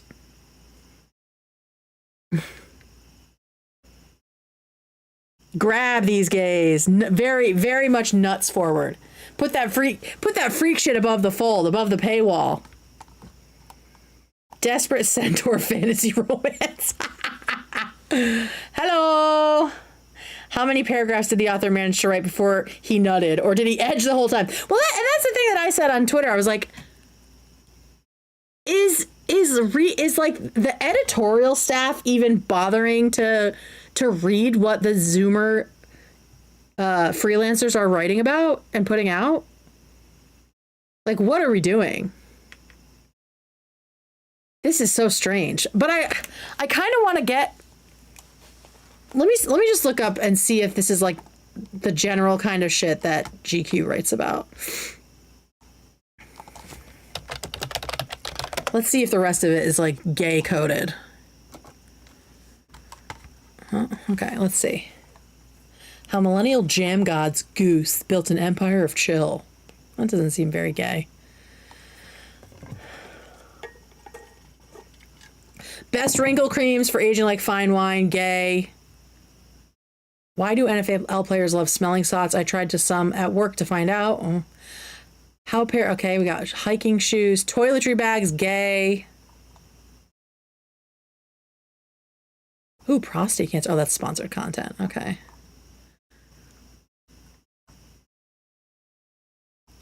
I mean, yeah, this could be pretty gay. Okay, let's see if this article is gay enough. If the apocalypse were to hit tomorrow, Austin Butler's leather jacket, shut the fuck up, seems like the first thing he'd grab on his way out the door. With perfectly tousled curls and an immaculate helping of stubble, hyperlinked, stubble guide. It's giving SEO. It's giving SEO. Butler kept the rest simple. A white cotton Henley and slightly baggy trousers, letting a beater leather biker do the talking. Beater? Probably beaten? Draped casually over his left shoulder, it was so thrashed it could probably tell war stories. Daddy? So yeah, I mean, it's not, definitely not as like fanfic as the Hasan one, but there's definitely a little homoeroticism happening here. So yeah, that was obviously like the cringiest part, but it does seem like it's on brand with the way GQ writes. So yeah, metrosexual at best. Yeah. How to be an otter. Keep that stubble stubbly. I will say though, I was able to predict Hasan's reaction to all this because, I mean, basically, you know, if you have just like mild to moderate pattern recognition, it's pretty easy to know what's going to happen, right? So the day the article came out, I said, so how long until Hasan rages on stream about the negative reception of his bathtub essay? And apparently that day, the has tweet simps were not enjoying it.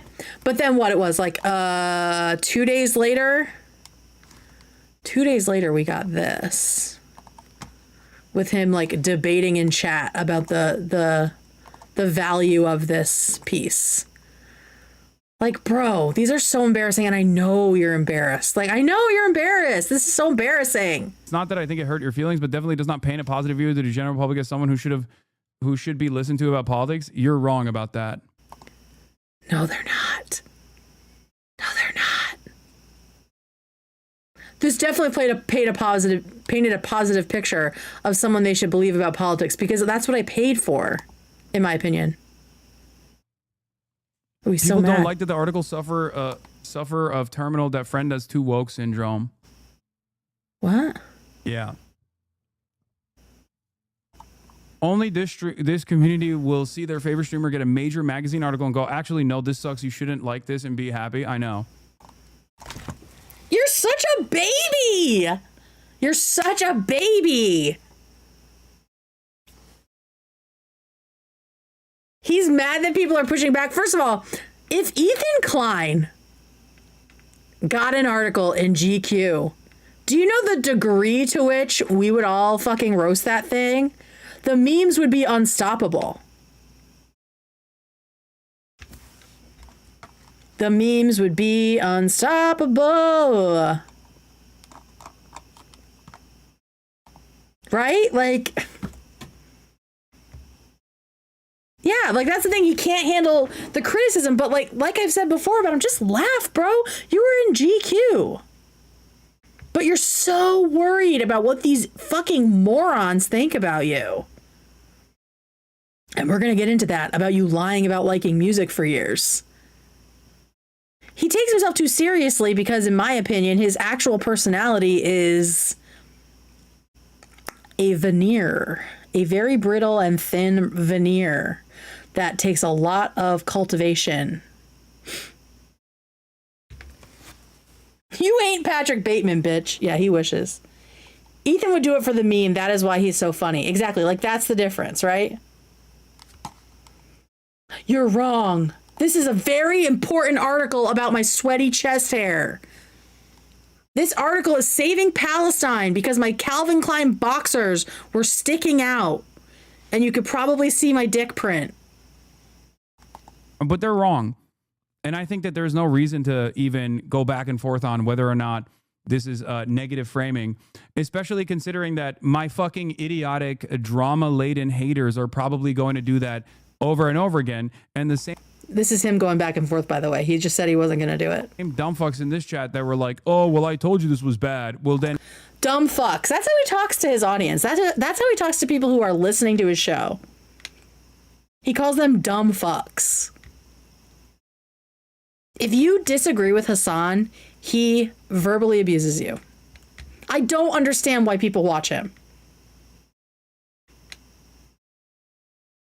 I don't get it. I don't get why you sit and sign up to be harassed. But I mean, I guess that's what I was talking about at the top of the stream with like Mike from PA and Noah Sampson and the Snarkers. Like, they just want any feedback. They want any level of recognition, even if it's negative, even if it's being called a dumb fuck.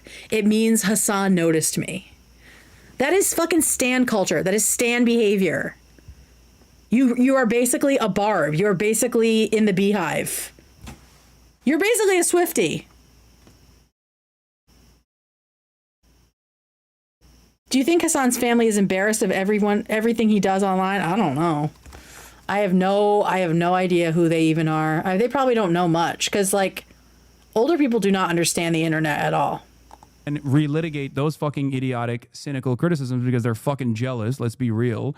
Oh, we're all jealous. I want GQ to talk about my hairy chest. We're jealous. We're jealous. And they will bring that back over here to be like, see, I told you. See, and this is something that Trump does, where he poisons the well, right? He's like, any criticism of me that you're gonna hear isn't real. It isn't valid. They're just jealous. So before you even hear it, this is how you're supposed to think about it, right? Trump does that all the time. Well, the election's gonna be rigged unless I win. Anyone who says that I'm lying is a liar, is a predator, is a pedophile. You know, he just poisons the well immediately. See, Asmongold said this article sucks. Well, Asmongold doesn't know how to fucking read. Why do you care about what his perspective is? You know? You clearly do. Why are you giving space to it? Why are you giving space to what Asmongold says? Like, that's the thing. These people are obsessed with people that just don't fucking matter. There's already plenty of fucking relatively sizable communities that literally make it a pivotal part of their content to just like consistently undermine every single thing that I do. I am an experienced media personality. You've got mail. Are we supposed to feel bad for you, sir? Ventries Jr. gave $1. Thank you, Clay. Like, you work really hard to undermine other people. Right? Right? This is so embarrassingly see-through. How can his audience not feel embarrassed for him? I know, like, how do you not see that he's just coping? And I hate that term, but it is so perfect for what this is, right? I'm not going to relitigate it. I'm not going to go back and forth. But anyway, Asmongold, meh, other communities, meh. I swear to God, if he says fucking Destiny, I'm going to fucking crash through my wall like the Kool-Aid man. I have an understanding of how these things work. This is literally my professional job. And I'm telling you, my assessment of this is that this is a very good, very humanizing piece. Sir, you are a streamer. You are not a writer. The books they talk about in your little piece, I almost guarantee you've never actually read them. And they're there for props. I don't think that you can evaluate whether or not this is a humanizing piece.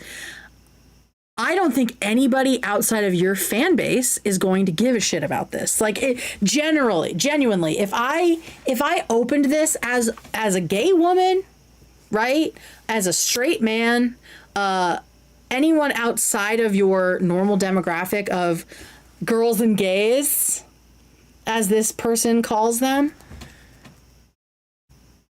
if I got to that paragraph, I'd be like, what the fuck is this? Like, this is so clearly bought and paid for. As someone who actually works in marketing, I can smell an advertorial from a mile away.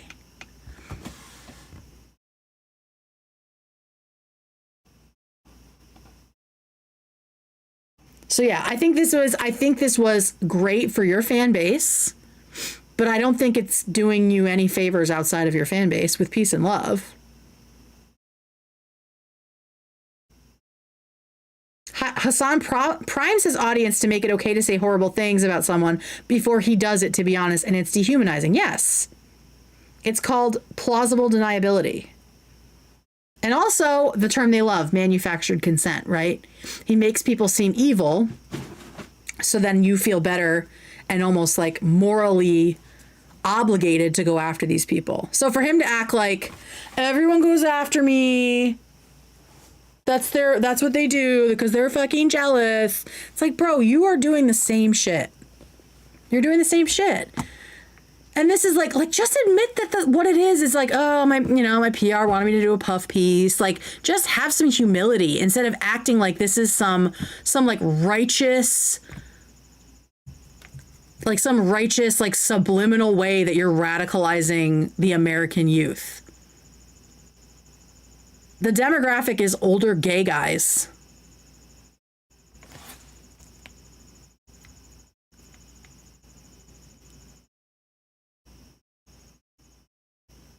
Why does a professional political commentator have PR? Exactly. I mean, go ahead and have it, but like stop acting like any of this is happening organically, right? Like it's just silly. It's just silly. And I just wish he could just be like, man, you know, what it is. This is part of the game, guys. Like, just trying to get my name out there and maybe get some new audience. And, you know, it's kind of cringe and blah, blah, blah. But hey, like, I know everyone's focusing on this, but let's focus on this part and have a good laugh at how crazy the pictures are, right? But he's like, no, my bathtub picture is going to really help Palestine.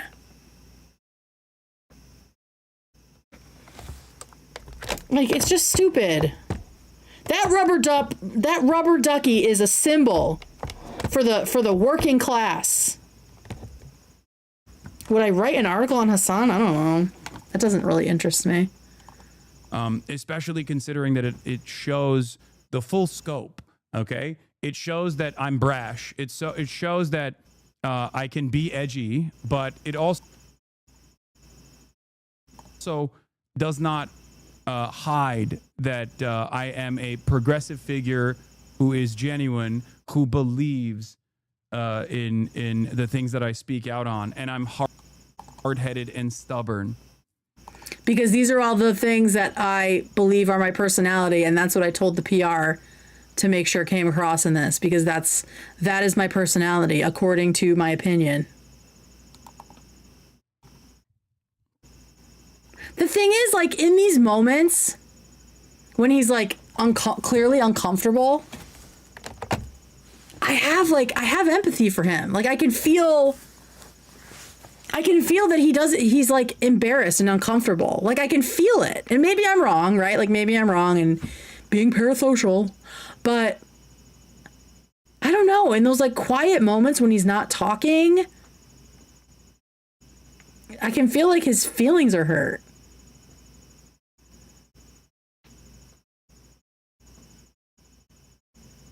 Let's chill, chat. Oh God, what's happening? Be free, be cringe. Yeah. So yeah, I just like, I don't know, when he's just like, it just feels like he's like, I don't know. It's just a vibe I get.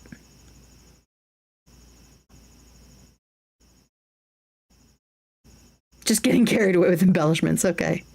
He's quiet when he malds. Ah, okay. Cool. You don't think these outlets want to profile someone popular? I think they do. But I also know how PR works, since I work in marketing with a PR team. And a lot of a PR team's job is finding places to place stories and exclusive stories.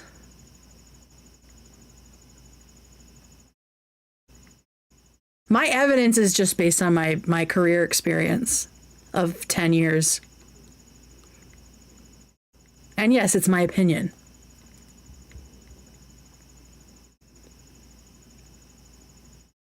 Yeah, so there are a bunch of these articles, right? Like, and I was able to predict that this would happen because there was the New York Times article in April, the NPR article in July, and he had the same kind of response afterwards, where he sat on stream and was upset that they weren't being lauded as these very important pieces, but they were just like these articles were just objectifying him.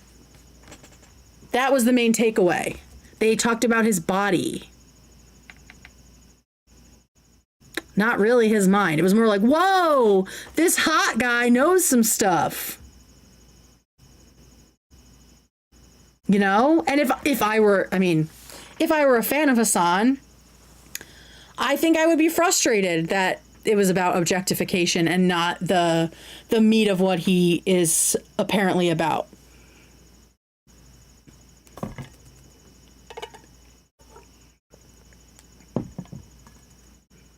Like, I imagine if you did an article about a female streamer written like that. Well, yeah, and that's why okay, so it's my opinion that this is like his PR team working with these magazines to get articles placed.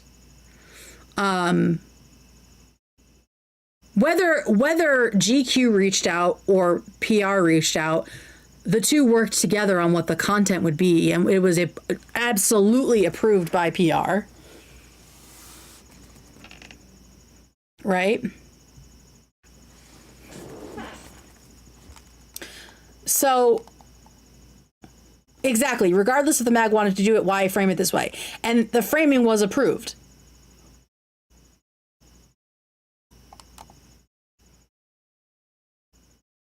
So that's the thing, like, none of the articles have gone over very well. He's probably pissed. Well,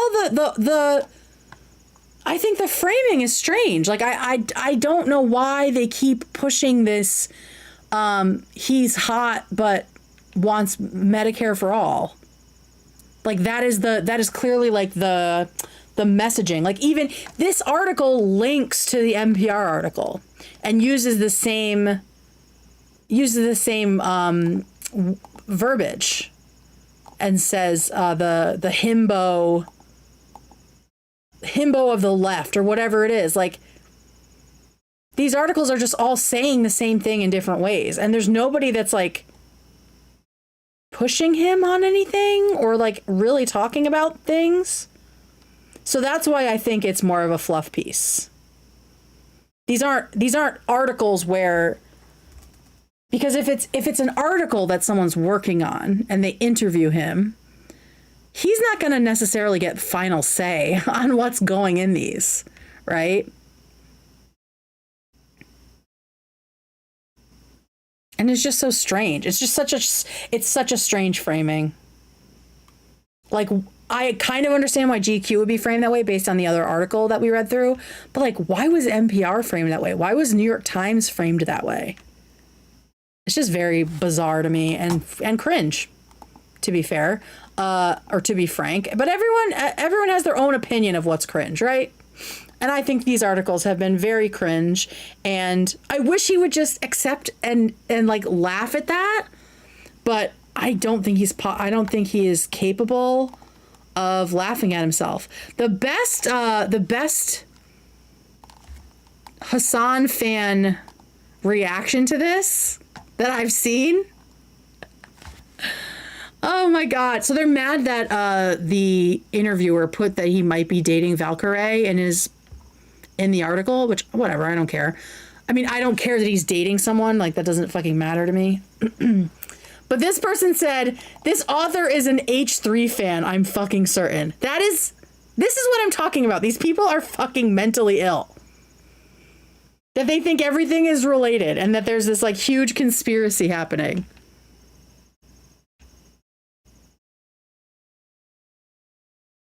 Eskimo B, you better be being nice in the comments. I just love that.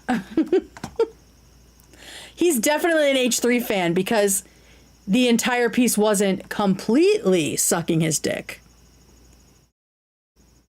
Yes, tribalism, campism. I think it's ContraPoints who referred to it as campism, which I thought was spot on.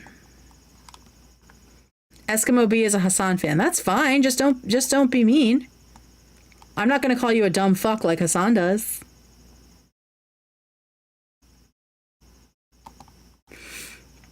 But see, Eskimo, you're here being abusive the way Hasan has taught you to be abusive to people. And that's not how you make friends. And that's not how you learn things. And that's not how you build community. We will not be disrespectful to you, and please don't be disrespectful to us.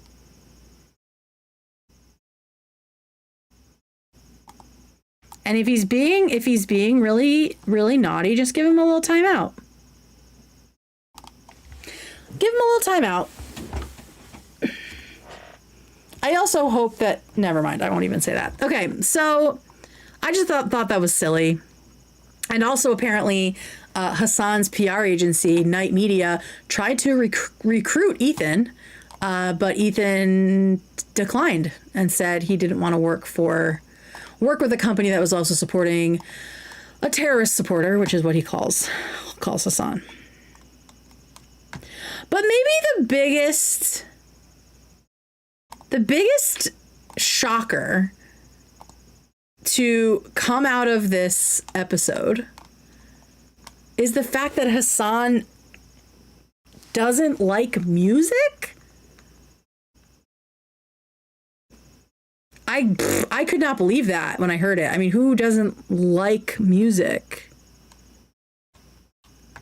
I don't know when this clip was from that Ethan found, but I mean, let's just watch Hasan talk about it in his own words. All right, let's stay on track here. Hold that sound. I need to show you guys saying he doesn't like music, though. If you need any more evidence, the man's a psychopath. When have you ever ran into someone who's like, oh, who's your favorite band? I don't listen to music. The man's a psychopath. First of all, hates soccer, but is wearing a Palestinian football uniform. Hates soccer. Performative! Can we stop calling everyone else performative, or at least also call Hasan performative? Have you ever ran into someone who's like, he's a little bit performative, gang, right? Like, oh, who's your favorite band? I don't listen to music. It's so insane. It's like, Clay, we're not going to talk about the relationship stuff. I don't give a shit about that. With peace and love.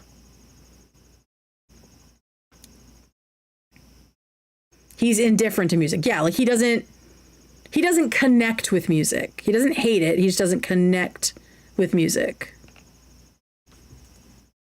I can't listen to music, but I love it. If I'm listening to a lot of music, it usually means I'm dealing with a lot of depression at that time. Interesting. That's not true. Remember what he said about very musical people. Ah, shit. All right, here we go. oh, okay. I've met one guy like that in like high school. And how many bodies he got? He disappeared. I don't know what 4 in happened. his basement? Listen to this psychopath, and you tell me who's fucking. Beans, that's exactly my point that I'm working towards here. Is it's not that he doesn't, it's, yeah, we'll get there. Proletariat. It's just so interesting. Music that, like, for my whole life, I don't know what it is, okay? I've never been able to, like, recall lyrics, and I have really bad recall when it comes to, like, popular culture in general. Okay. Like, if you were... I don't think you need to recall lyrics to enjoy music, but yeah, he just is disconnected from it. Gun to my head, 5 songs, I can't do it. Like, I literally can't do it. And this is... Okay, so here they thought that he was talking about naming 5 songs, and maybe that's what it is, but because he talked about remembering lyrics, I thought he meant he couldn't do the lyrics of 5 songs. But like, for my whole life, I don't know what it is, okay? I've never been... Am I the only one who thought that? I guess I've never been able to, like, recall lyrics, and I have really bad recall when it comes to, like, popular culture in general. Okay, maybe the pop culture recall is just like naming songs. Like, if you were to gun to my head, 5 songs, I can't do it. Like, I literally can't do it. And this is not like a post-COVID No, there's parts more, of my there's brain more. have holes in it type. Okay, everyone drop 5 songs in chat. Oh, sweesh. I didn't even think of that. Fuck. Saying you asked me to name 5 songs, I can't do it? Gun to his head. Dan's. Someone's going to kill him. Just any 5 Any songs 5 at all? songs. Happy birthday. You know, Happy birthday. London Bridge. Can't name 5 songs. Falling down, Crazy. I mean, man. come on, bro. They've There's been 2. falling down. 5 Yeah. songs in Okay. chat right now. Come on, bro. Am I understanding what he's saying correctly? I'll go back for you. Yeah, wild. no, I'm telling you. Bro, the guy- you asked me that question. The Bananas. guy's sick in the fucking head, you guys. The signs are there. Watch There's it. something about music that, like, for my whole life, I don't know what it is. Okay, so we saw that. He doesn't remember music, doesn't connect with it, doesn't listen to it, right? People are asking, how did he survive in a frat? A frat is herd mentality. Like, he clearly, I mean, he's talked about that he lied about liking music for years, right? And he even is like on record talking about liking Drake. Let me see if I can find it in here. Which, like, is just so bizarre. Okay. I've never been able to, like... Hang on, let me find it. Okay, here it is. All right, you're gonna like this, Ethan.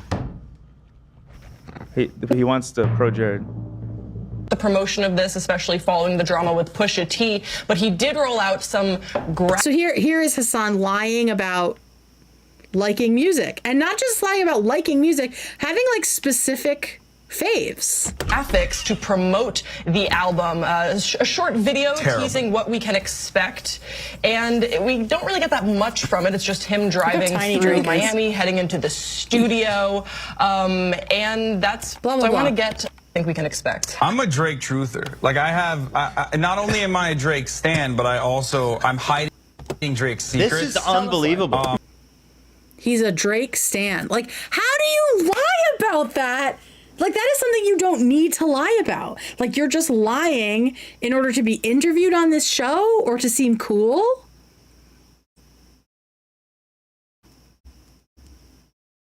He could have just sat there and ate his food. Maybe he really likes Degrassi. Yeah, maybe. Drake. Yeah, he likes Drake as much as academics likes Drake. It's just so strange.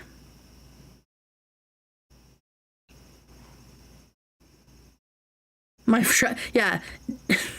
Hasan's top 5 artists. Drake.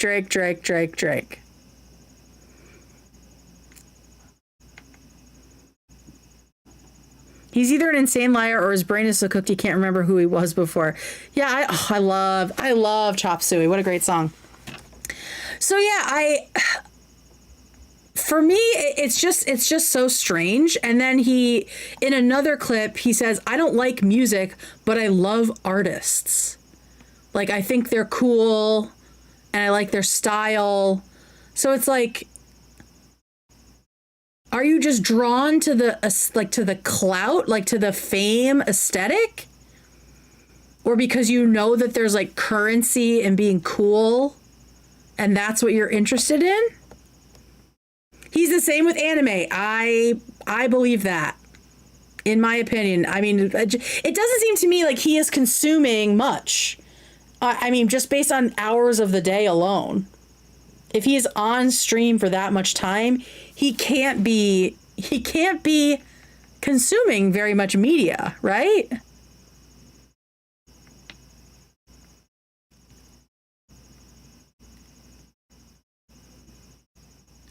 Someone on Twitter brought up the fact that he doesn't like music, but he goes to Coachella. And I think that just goes to the point, my hypothesis, which is that he's drawn to the lifestyle. It's not about the music. He's drawn to the lifestyle and doing like having the trappings of fame and being seen. Like, it's all ego stuff.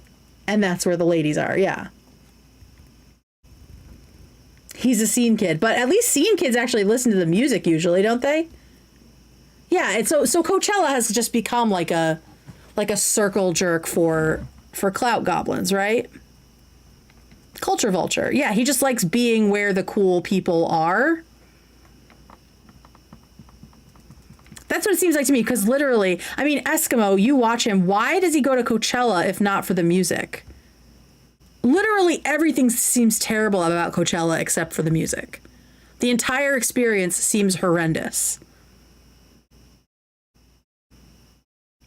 Like, disgusting bathrooms, no water, nowhere to sit down, everyone stinks.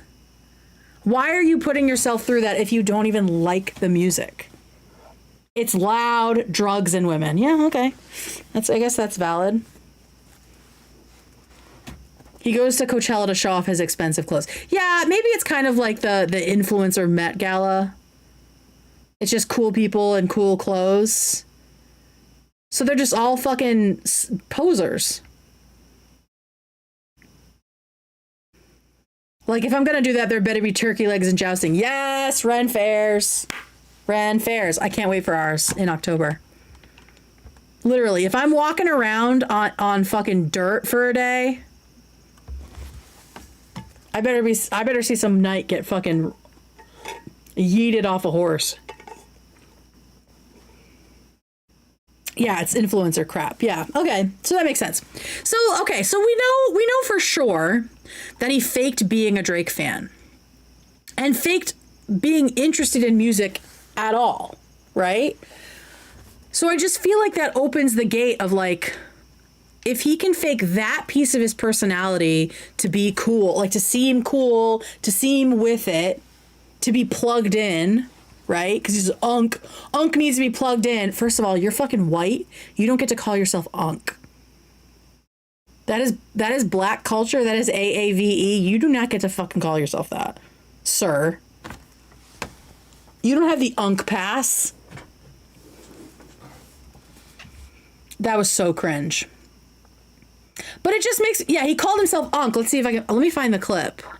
Because he's like, I don't like music, but I like being around it. Is this more of it? Let's see. Now, like, put yourself in. Yeah. Fucking can't watch it. I can't stand. Why would you lie about watching soccer? You don't have That's to what lie. a Mexico jersey the other day. He's wearing a jersey in the lead photo for this article that came out today. He's wearing a my piece of God. it. When he's in the Costanza. Sorry. You're right. That never stops with him. Now, like, Quiet. Gen Z people say Unk. Yeah, but that is from black culture. White kids often pick up that shit. And also, Hasan is not Gen Z. It is cultural appropriation 100,000%.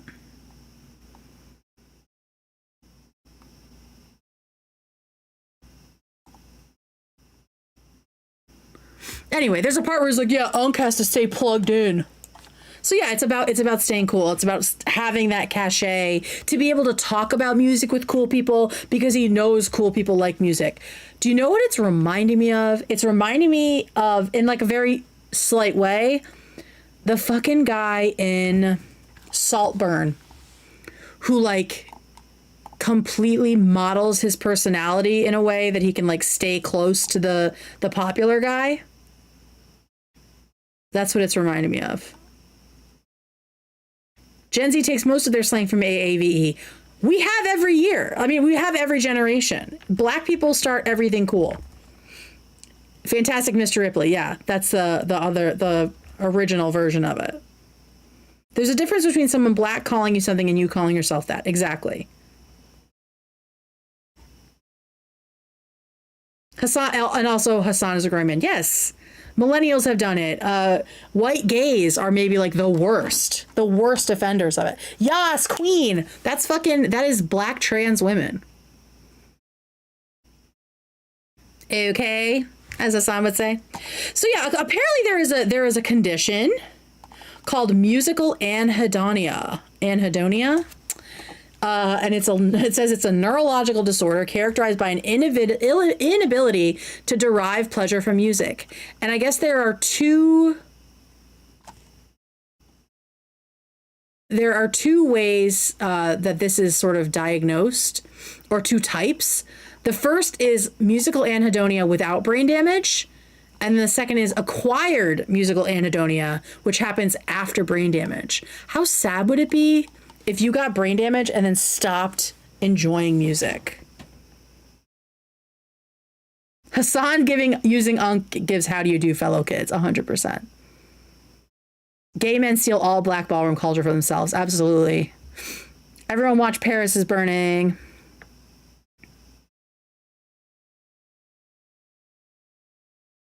Eskimo, this is all very Joan of Arc of you.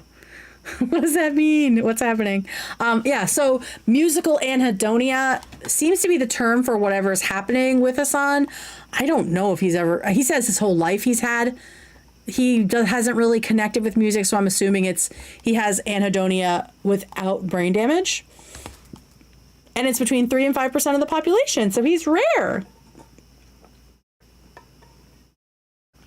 Paris is Burning is so good. So that's that. And then there's this. I guess in this piece, is this the piece of the article? Let me see. Hang on one sec. Let me see if I put the right thing in here. I wish that the GQ piece was actually had like my choice books on here. Oh, like, yes. Okay, this is great. This is fucking great. He's mad that they didn't put in his choice books. Which to me is just, now I see like everything he's doing is just virtue signaling, right? All right, here we go. Bro, they did you fucking dirty. But the children love the books. Oh my God, fucking Elf. I wish that the GQ piece was actually had like my books, my choice books on here, because like there is editorial control on stuff like that. Rage Bait Final Boss, Hassan Piker and Zoran Mamdani. Big Z is the man. He's great. He's going to implement woke Sharia in New York. Very excited about that. All the buildings have to face Mecca. That kind of good stuff. Okay. Go back to the books. Bro, books. the interview part of the article is fucking weird. I think a lot of you guys... Okay, so he's just continuing to maul here. So yeah, when he talks about he wishes that his choice books had made it in, knowing that he lied about music to seem cool. Eskimo, do you believe he's read the books that his choice books are? Do you believe he's actually read the books, knowing that he lied for years about liking Drake? You've got mail. Kabu gave $4.99. I think the lie is he actually likes music but wants to sound cool like me. Those people who say they don't watch TV or have a microwave. Yeah, I don't watch TV. I know, but this just like isn't cool. Not liking music is like it's not cool like I don't watch TV, you know? Is it Animal Farm, Hassan? Is it? I have 2 college degrees, baby. No, but I'm just saying, I think there's a chance that he put books on there that make him sound smart.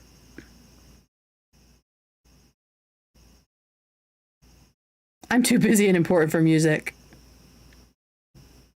I have a master's degree. Yeah, so he knows about books.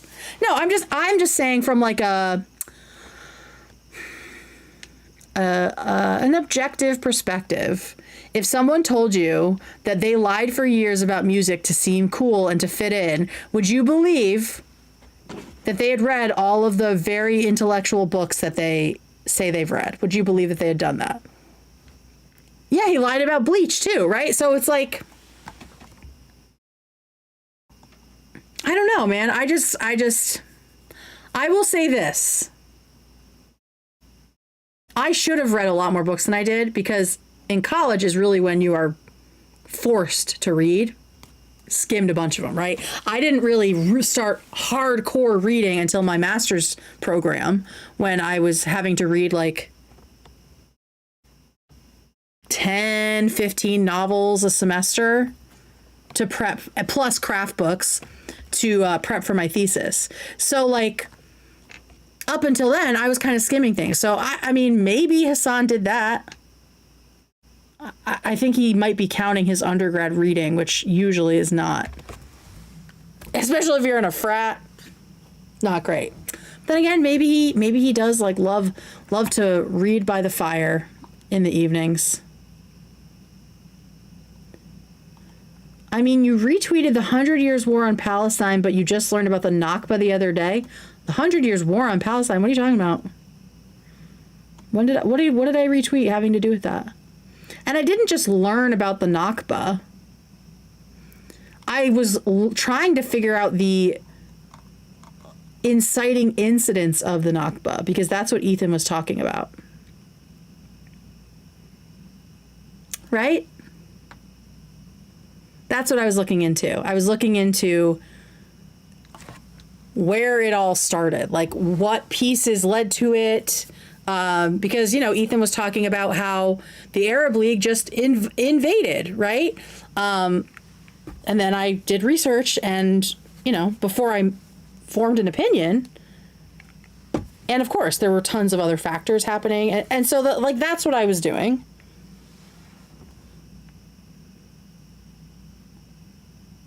I was fact-checking Ethan, and I think you'd be surprised with my discoveries. Exactly. How much of Hasan's audience had even heard about the Nakba? I mean, Hasan himself couldn't find Yemen on a map like 5 years ago, right?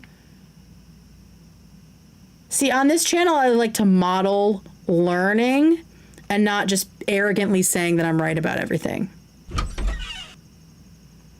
Yeah, Riot Girl, welcome. So yeah, I in my opinion, I don't think he's reading. I think it's all aesthetic. And like someone said in chat, for me, it's not about him not connecting with music. It seems like that's something he can't help, right? It's the lying that is so strange. Like, I saw some people being like, he doesn't like music. What a psychopath. What a sociopath. That's not something that a person can control, especially if there's like a version of it that comes from brain damage, right? Like, are they a sociopath? But like that I don't care about because that's something you can't control. But like the lying about it, that shows me like insecurity, a lack of integrity, maybe even like a fractured sense of self, where you feel like you need to lie to maintain the veneer of your personality, right? So for me, that's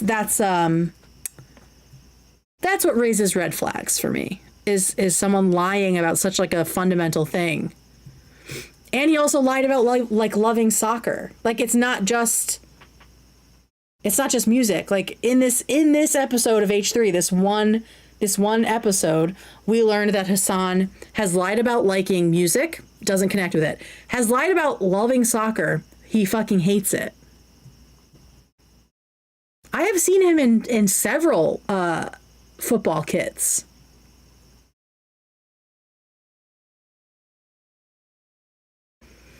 Eskimo, no one here is fucking interested in Destiny, bruh.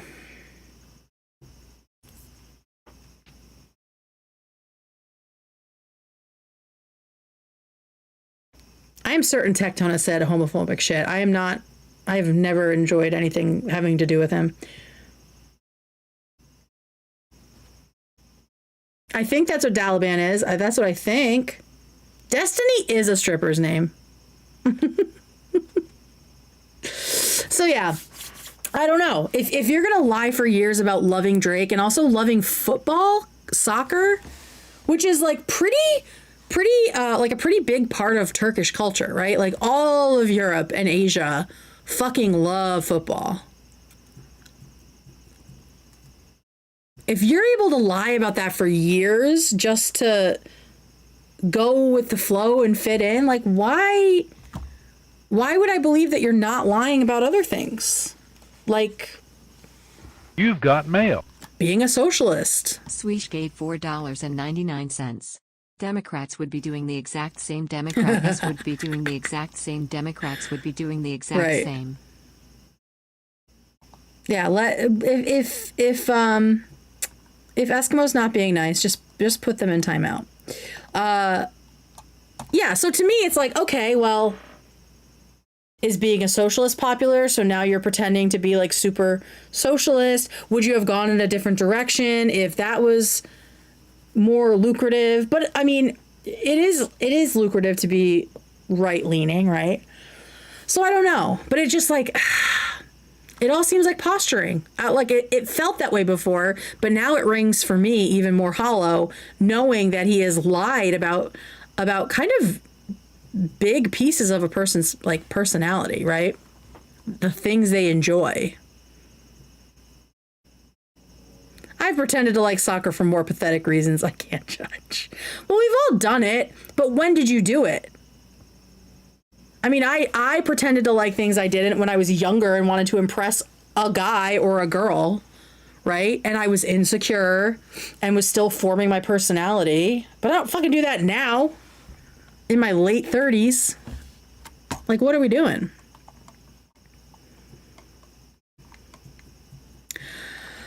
Okay. So, all right, there's a piece about the Snapchat stuff. I don't really feel like talking about that. I would rather get into the end of Wednesday's show.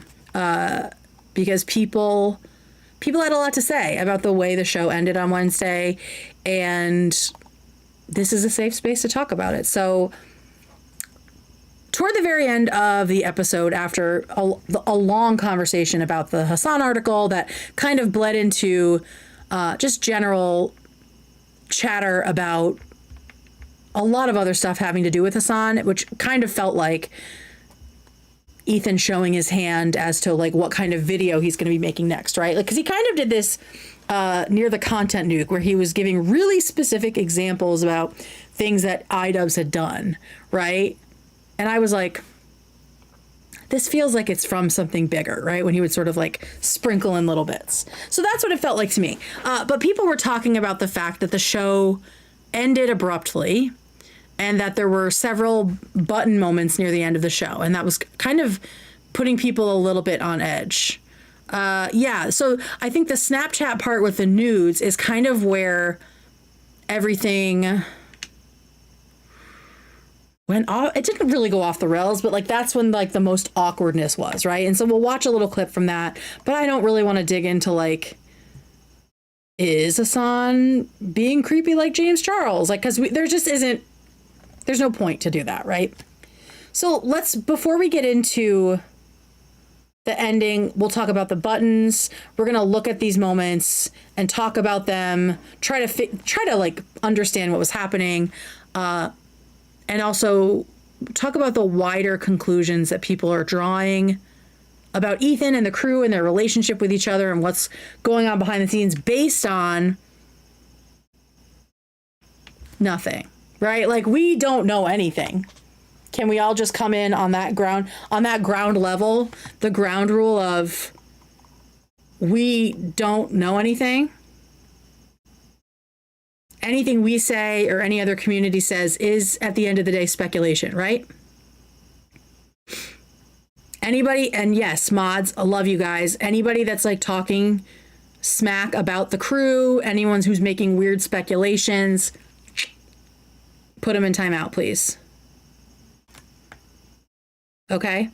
This is a delicate situation, but it is a chance for us to show that we are not snarkers and that we just want to have a conversation, right? And like I said at the top of the stream,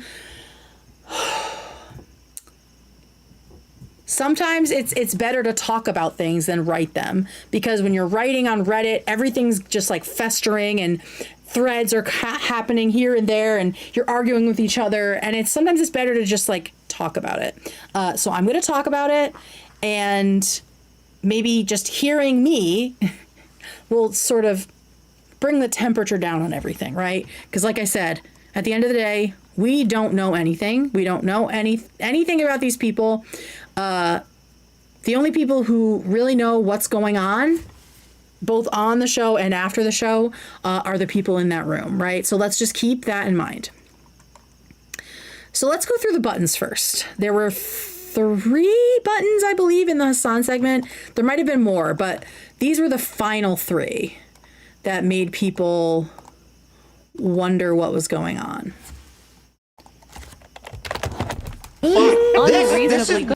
Okay, that's the first one. I'm just going to pull all 3 of them up. Let's do this. Oop, that's the button right there. Let me back this up a little bit. Okay, and then, oh, we've got button number 2. Oh shit, I don't have that one.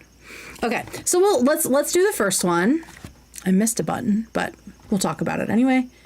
Good looking and like guys, take this in. All right, so this is when he's talking about Taylor Lorenz, who says that Ethan has a psychosexual obsession with Hasan, but then she goes on to say really specific things about how hot and cool Hasan Piker is. Hasan. This is important. This is what these people do. She says, I have a psychosexual obsession with Hasan. Taylor Lorenz said that about me with a straight fucking face, to the point where it's being picked up now by other journalists who are apparently not even are trying to be fair. Yeah, I mean, I mean, it is something someone out there did say about you. So Yeah, I of guess course. it's technically you know true. what? Yeah, of course. What sure. What did Myron have to say? Who Ethan, who's money grubbing, fucking and genocide supporting, whatever. Yeah, so there's Dan pushing back like he does, right? And I love that Dan does this. He keeps the show going, right? When everyone stops talking, which happens a lot. Some have said that. Yeah, but you don't see him quoting him. Okay, so we have no idea what happened here, right? They're talking about Taylor Lorenz and the psychosexual obsession. It's like completely unclear what happens. We don't know what happens. Like, they come back, and what do they say? That one. Yeah. Yeah. Okay. Let's see what they say when they come back. That one. Yeah. Yeah. That's a good call. That's the last time I'm gonna tell That's you the that, first time I've Ethan. button in a while. It is. It is. And Okay, so it seems like maybe he made a joke he shouldn't have made, right? Everyone's like, that was a good call. That was a good one, right? Like, things are light. Things are light. It doesn't really seem like there's a ton of animosity. And then there's the next one. I'm just going to zip. I think I can find it.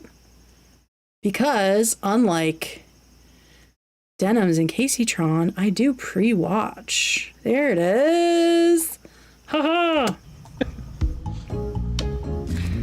she's in a meeting. She's not available right now. Okay, that's where. Okay, guys so wanna this be- this one's okay. That is. This is okay. So this is Ethan's talking about Hasan and calling him essentially a sex addict. That's his opinion. I have no idea if that's even close to valid, right? But he's specifically talking about the fact that Hasan seems to constantly be getting nudes on Snapchat, and almost all of his friends seem to have a story about seeing those nudes, which seems bizarre. Someone in chat's mentioning the fact that Hasan apparently has an entire laptop for P-word. I don't see the problem with that. He's a streamer. Like, you don't want to have your porn accidentally pop up on your streaming computer, right? We don't want a Vosh thing happening. I don't find it that insane. Like, the amount that he is Faptop, oh my God. The amount that he is online, he should have a completely separate computer for stuff he doesn't want seen on stream. Don't watch porn on main. Yeah. For most people, a private browser's fine. But he's online so much, I do think it is in his best interest to have a Faptop, as people are saying. And I hate you for telling me that, teaching me that term. All right, so he's talking about that stuff. Dan calls him a sex addict. Dan asks why, and then he starts to pull up receipts. So here we go. It's not normal. That's never happened to me once, okay? And sure, I'm ugly and fat or whatever. Ugly and fat. So girls aren't sending me all their nudes. But like, Good job, H3 community, for not sending Ethan unsolicited nudes. 5 different times. It happened on here. You know what? Since you guys want to be combative on this, let's just pull it out. No.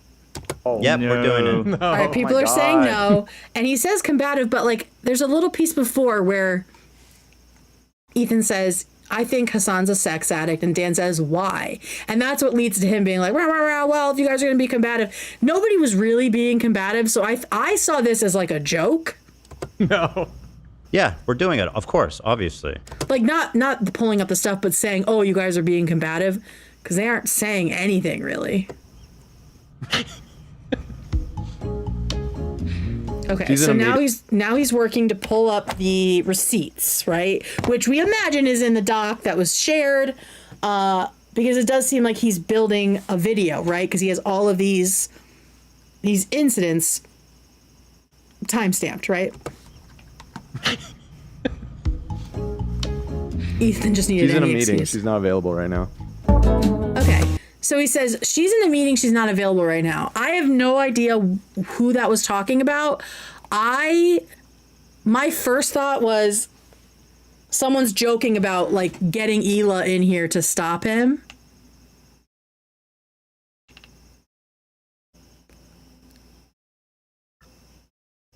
It could have been Galia too. But I figured someone was like, oh, get Hila over here. Yeah, Galia. Okay, yeah, maybe. So maybe he was looking for something in the dock, and he wanted Galia. That makes sense.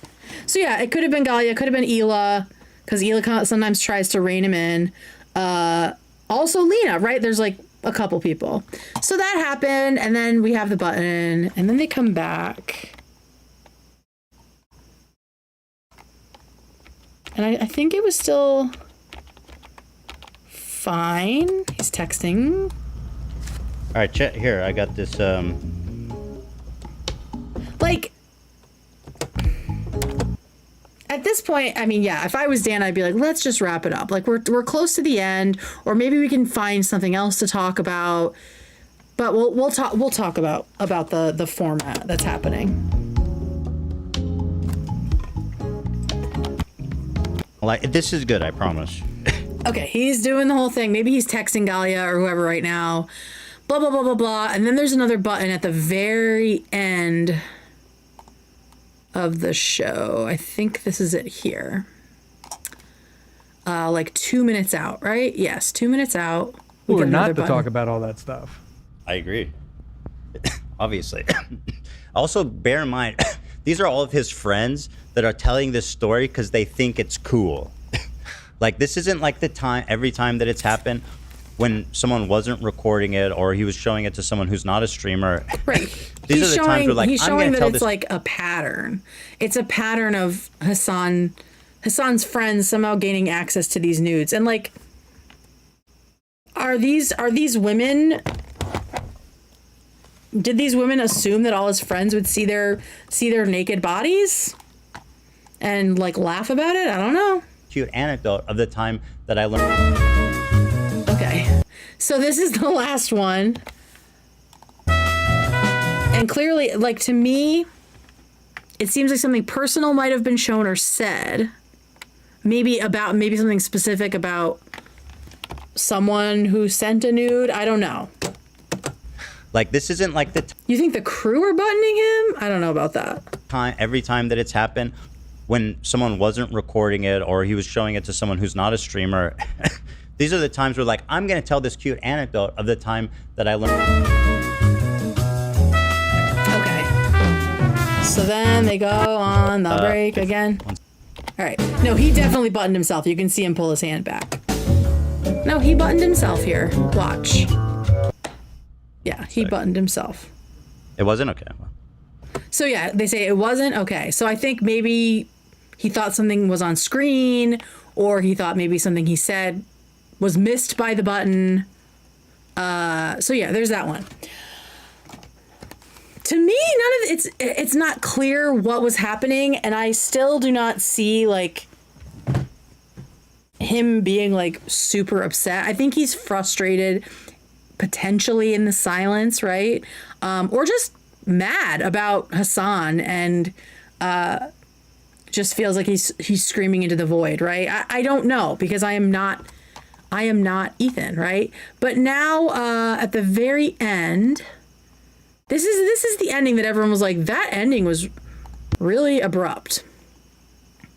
Basically, he's sitting like this for a while, like looking at stuff, and it's like, let's just call it, bruh. Let's call it. All right, so here's the last minute. Anyway, that's what that is. I'm gonna make a whole video about it, basically, is what I'm planning. But it came up just out of nowhere, kind of. But I've got a lot more than that. And that's all I have to say. Yeah, so he's, talking about the fact that he's making a video.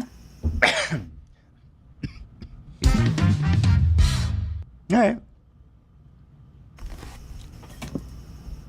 Well, everybody, it's been a good time, hasn't it? So I think that's what everyone else felt was abrupt. Today is Wednesday, which means we'll be here for members. Tomorrow, Thursday's for members. We're going to be playing maybe Overcooked, I think. What's that? It's a game. Okay. Yeah, so that's it, and then it ends, right? Like it does come up kind of fast. I don't know. To me, it feels like he like realized that he had run out of stuff to say, And it felt like the end. Like, I don't know. Maybe Dan texted him to wrap it up. We have no fucking idea, right? I think it felt like an end, and he ended it. And it didn't, I don't know. It didn't feel weird to me.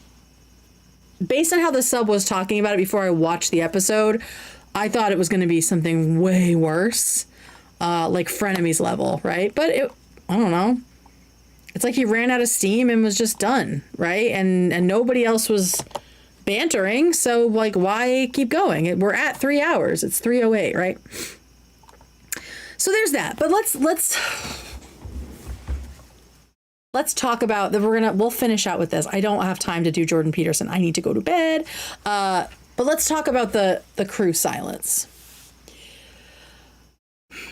And much like Ethan, I have written things down so I don't forget. So there is a lot of conversation and opinions on both sides of this issue that I've been seeing for like a couple months now. Like, I think on Reddit, I've seen it starting to grow, like people talking about it more. I think for a long time, people were trying to be very, very charitable and careful and respectful of the crew's decision not to engage. But I think the more Ethan talks about this stuff, the more noticeable the silence is, right? Especially when he gets into serious stuff like talking about nudes and Snapchat and sex addicts, right? Like the more the silence happens in those serious moments, like you've got mail. The more awkward it feels. Carissa Ward gave Oh, 2 thank you, Canadian Carissa. dollars. Love you, Kate. Heart emoji. Thanks for everything. Thank you, You've thank got you. mail. Oh shit, you Carissa might have. Ward gave 2 Canadian dollars. You might want to charge Love you, back Kate. the second Heart one. emoji. Thanks for everything. Okay, so it is noticeable, especially compared to other people they criticize. Okay, so like I said before, we're allowed to have our feelings about it, talk about it. What we won't be doing is lying or harassing anyone or making like really weird assumptions about what's going on. This is, I think, a great way for us to show that we are not snarkers, that we don't feel like these autonomous adults need to be held accountable to us for anything. And we also don't need to fight with each other about our differing opinions, right? And like I said, a reminder, again, we don't know anything. We can think we do. We can think we really know these people, but we don't.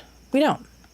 So let's talk about a few of the comments that have been on Reddit. I'm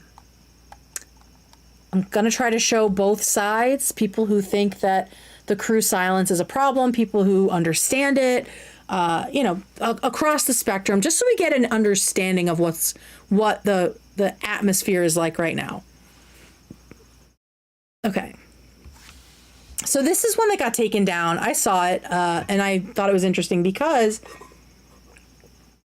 I hadn't seen anybody really talk specifically about the crew yet until I saw this post. There we go. So you can see the whole thing, and I'll move my head out of the way. My fuck ass bun, as they call it on H3 Snark. Oh God. I went there and looked the other day. I'm never going there again. But they said I have a fuck ass bun, and I thought that was really funny. She do be bunning. Okay, so does the crew not care about anti-Semitism? With peace and love, I am asking as a Jew. Whenever topics of racism, homophobia, or any other types of discrimination comes up, the crew will be outspoken about it. But when Ethan talks about anti-Semitism, which is real and painful for people like me, the crew is silent. Olivia says nothing. Love says nothing. It's like they don't care or don't think what we're going through is real. They don't defend us or call out the disgusting hate we are going through. It's just another example of how we Jews feel so alone. I can't imagine how Ethan must feel that his crew just doesn't see or care about his pain. Their silence is loud and we notice. I love the show and the whole crew. It's just something that's been bugging me and I just wanted to talk about it with family. Love you guys. I will say they were very vocal about it when Harley was on. I think it's complicated by the Hasan aspect. I think that's the piece, and the Israel-Palestine stuff, I think, complicates it for them, in my opinion. The vocal lesbian H3 must be an incel? Is that me? Is that me? Am I an incel?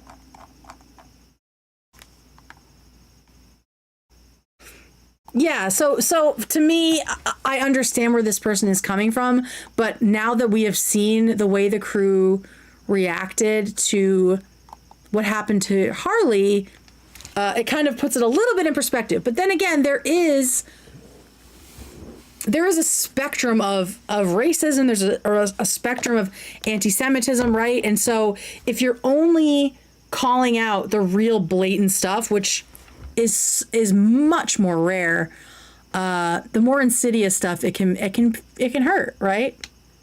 It can hurt your feelings. So there's that one. And then now let's look at a couple that are from yesterday's episode. So that was from a couple weeks ago, I believe. This is one specifically about yesterday's episode. Let me get both of these up here. Okay.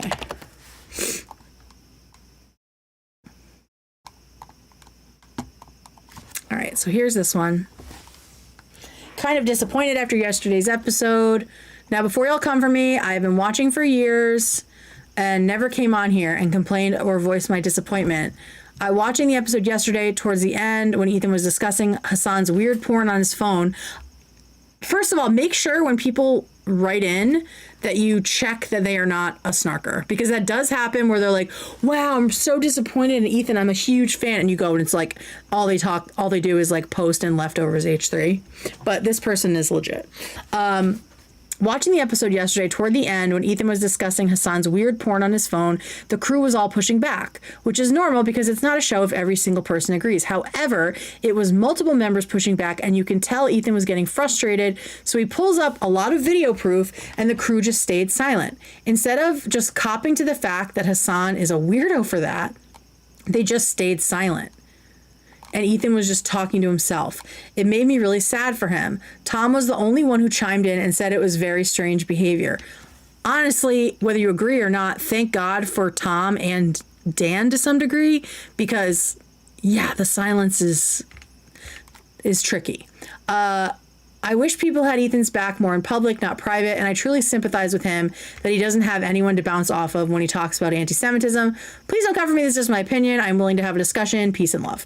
So yeah, I mean, again, I'm going to show you the other side of people defending the crew, right? I'm just starting out with some of the opinions. Oh, okay. This is another one where they're saying like the crew is not speaking out enough, but it got removed by a mod. Looks like it was too similar to another post because a lot of people were posting the same kind of things. So basically it was saying like the crew needs to speak up about everything. That's their job, blah, blah, blah, right? So I understand. Well, we'll talk. We'll do, this one is, there's a couple in defense of the crew. I'm saving one for the end because I just really liked the vibe of it, and I want to like end on a positive note. But this one sums up what's been going on, right? People are asking why no one in the crew talks about Hasan. It's not because they are hypocrites. It's because they have been harassed and bullied into silence. Hasan has established an online harassment industrial complex that uses every dirty move in the book and has absolutely no red lines or morals. We've seen that, right? With the CPS call, the skulls getting mailed, the harassment of AB and Lena and Olivia. They're so gross about Olivia. If you dare to call Hasan, Love, them calling fucking ICE on Love. If you dare to call out Hasan or have a different opinion on a topic that he is passionate about, he and his cultists will organize a mob and try to destroy the life of the person that committed the crime of not falling in line 100%. They knowingly lie, dox, and torture their victims. I wouldn't want to deal with that, so I understand their silence. Just look at what AB has to deal with on Twitter. These people know they lie about AB every damn time, but to these radical zealots, the ends justify the means. I agree with this wholeheartedly. I don't think that this kind of reaction and attention is something you sign up for when you decide you want to be on an on-camera crew, right?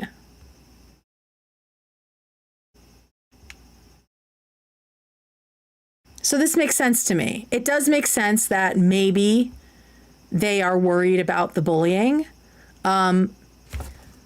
It's also possible that some of them agree with Hasan on things, right?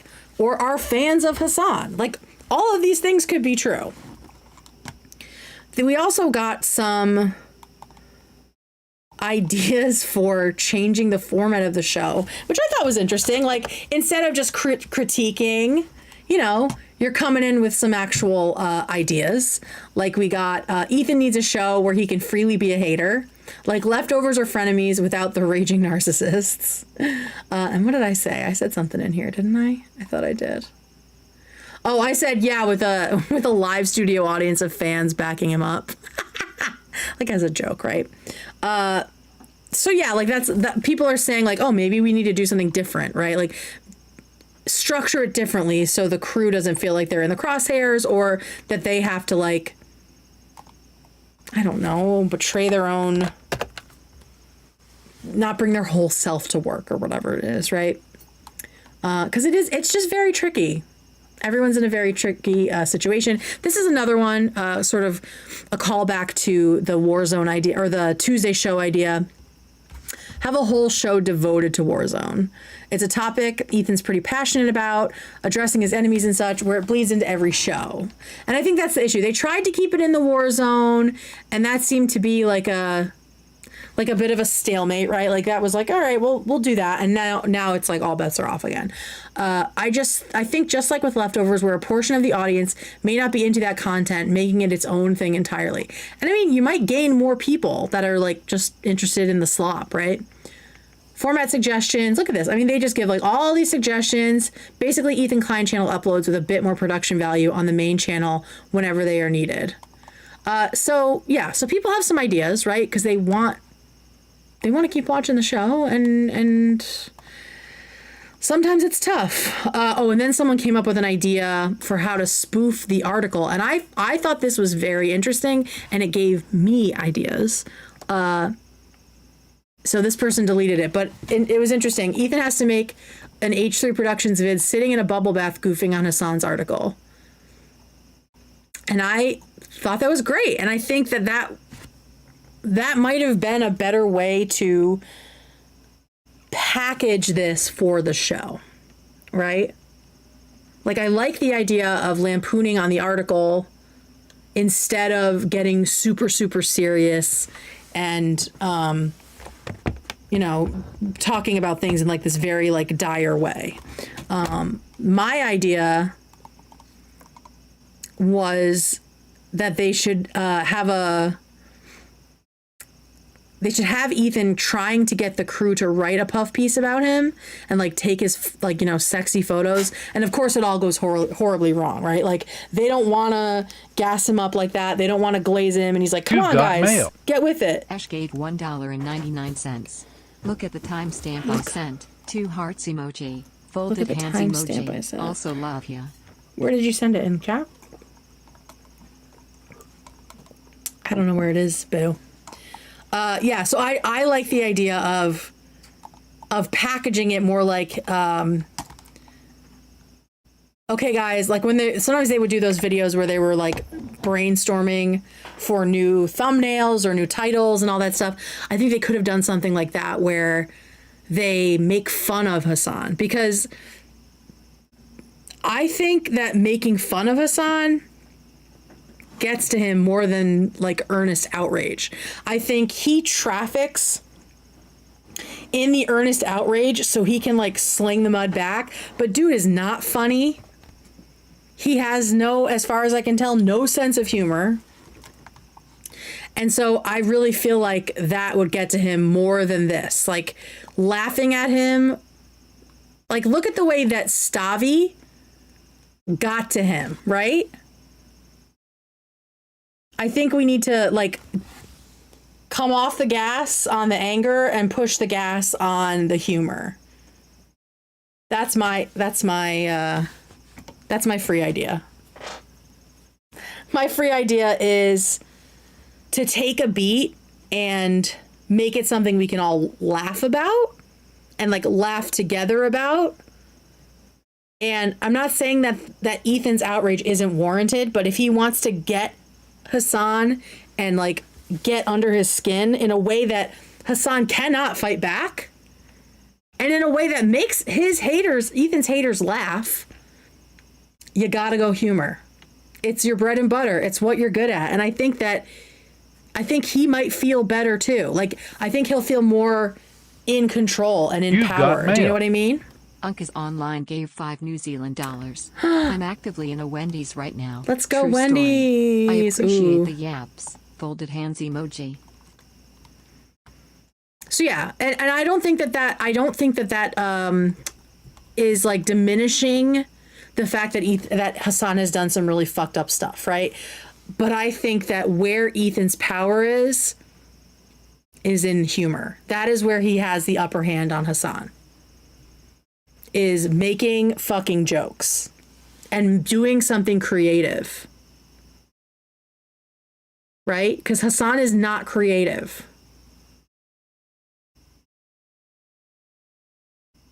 But if you make something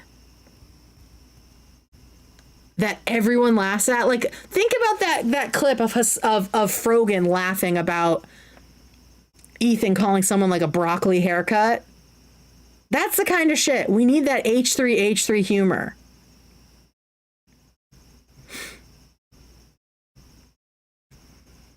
Do a spoof. Do a cold open of, like spitballing ideas about how to make the article, and he's like, they get him in a tub and it's just like terrible. There aren't enough bubbles and his dick's out or whatever it is, right? Just make it funny.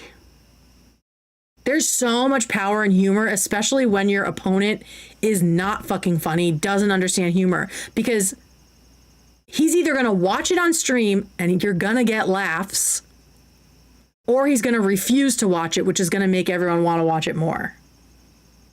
Like, that's why the content nuke was so good, because it was also fucking funny.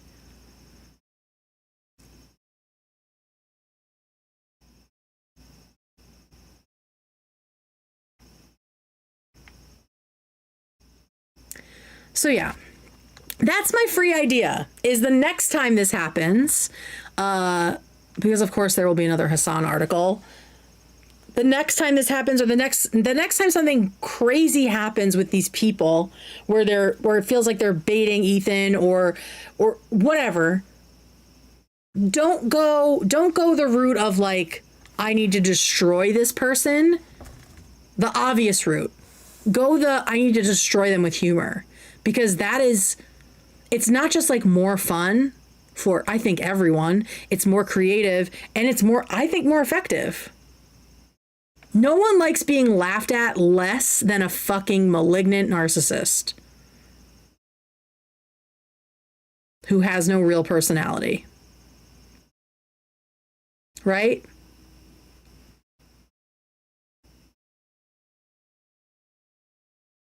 Like, give it a day, spitball some ideas and just crank something, right?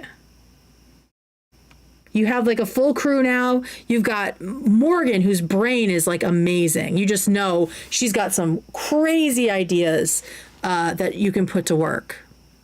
And same with Tamara and everybody else, right? And I think it might like heal the crew too, right? Like I think it would be good for everybody if that was the path, right? I just think that it's more effective, right? Much more effective in my mind. And to be clear, like to talk specifically about the silence, the crew is not obligated to back him up if they don't agree with him, or if they're worried about being harassed, or if they're over the discussion and have nothing to say. And that seems to be a piece of it too, is like there's nothing really left to say. Like, yes, Hasan's terrible, right? And so I think it might feel repetitive as well. But I like that they are allowed to stay quiet, because I like the fact that they are not forced to have an opinion. Right? I like that they're allowed to do their own thing. It's not like a Steven Crowder show where everyone has to just like yes man Ethan all the time. But at the same time, the silence is a big issue, I think, because it makes the pacing of the show sag. Like from a completely just like technical standpoint, it just like deflates the show. Even if Ethan's right, even if the crew is right? Everyone is doing what they believe is right. The pacing sags, right? And it's like watching a comedian bomb. That silence is like, it's not just silence, it's like, please God, someone say something. It gives me that same feeling of like you're watching someone bomb. Whatever the reason is for the silence, it doesn't matter. Just from a technical standpoint. Dead air, right? Dead air. So maybe it is a good idea to like separate it out. Oh, 25007, thank you. Maybe it is a good idea to like separate it out and have a day for this kind of stuff. But I think it's always going to bleed in. So why not get out in front of it and handle it the H3 way? You know? That's my opinion. All right, let's watch what Esh sent me. My people demand insight and leadership. You guys want to sit there and flock with the sheep and enjoy and graze in the fields? That's fine. You walk with them. Okay. Meanwhile, I'm here standing 10 toes down. This man is on steroids. That's not what that is, dude. Finesse Fred is like, that's a joke. That's a fucking joke. He ends all that with saying this man is on steroids. He knows he's not on fucking steroids. Demand insight and loss medication. I think you're overanalyzing this quite a bit. I think he's just saying he takes hair loss medication. If you guys want to walk with the sheep, that's fine. Okay? I'm a shepherd. My people demand insight and leadership. You guys want to sit there and flock with the sheep and enjoy and graze in the fields? That's fine. You walk with them. Okay. Meanwhile, I'm here standing 10 toes down. This man is on steroids. It's not true, and so it's funny. And it was an extended metaphor about sheep and shepherds and grazing in the fields. Like, it was hyperbole. But it is hard to know sometimes when things are tense, right? He was a joke, but this is the end of the conversation when he got HRT and HGH mixed up. Oh my God. Oy vey. So yeah, that's what I think. I think that I think it's a good idea. It could be a good idea to sort of segregate these sections, but I think it's a better idea to take the more intelligent and creative road. It's not even like a high road. It's like a more cunning approach to dismantling Hasan's coolness. Right? I think that's the approach.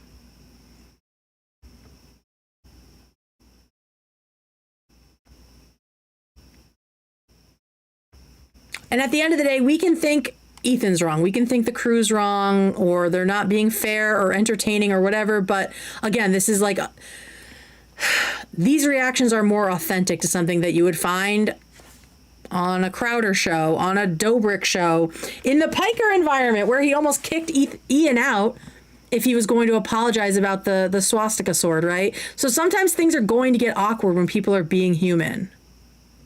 And I really loved this statement, and I think we will end not abruptly on this.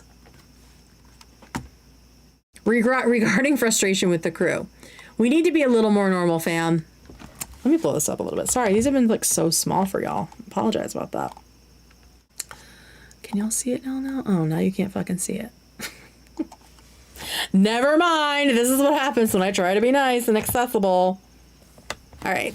I've seen a lot of people complaining about the crew's silence when it comes to topics involving Hasan. I deeply value and love to hear the opinions of everyone on the crew, and I would love to hear what they have to say about these topics, but I think people are taking their silence for something it's not. We need to remember that these are real, normal people. That's what I'm saying. The amount of disgusting vitriolic hate they've been receiving is insane. We all have seen it. Them staying silent on anything related to Hasan and co is understandable. Put yourself in their position. You can sit at home and say, I would speak up loud and proud because it's the right thing to do, but you are not in their position. You can't possibly understand 100%. Don't we all remember when Love shared that he got a message from a snarker who saw him in public and his family and then threatened him? I would low-key be scared for my life if I was in their position. These snarkers and Twitter lefties are actually deranged. I just want everyone to be a little more normal and remember that the crew are all normal-ass people who are being put in an incredibly difficult position. You have no idea what they think about all this behind the scenes. Exactly. Remember when Ethan said everyone here are the good guys? Just because you want them to say something doesn't mean they owe you that. With peace and love, have a little more compassion. And yeah, I totally agree with all of that. Like, let's be normal. And also remember, if you're not enjoying parts of the show, it's okay to take a break. Like, if there's an era of the show that you aren't enjoying, it's okay to like sit it out for a couple weeks, right? Or to not watch live so you can skip through it. Take a break. It's okay. If you feel like you're too down the rabbit hole and you're getting like overly upset about this stuff, just take a break.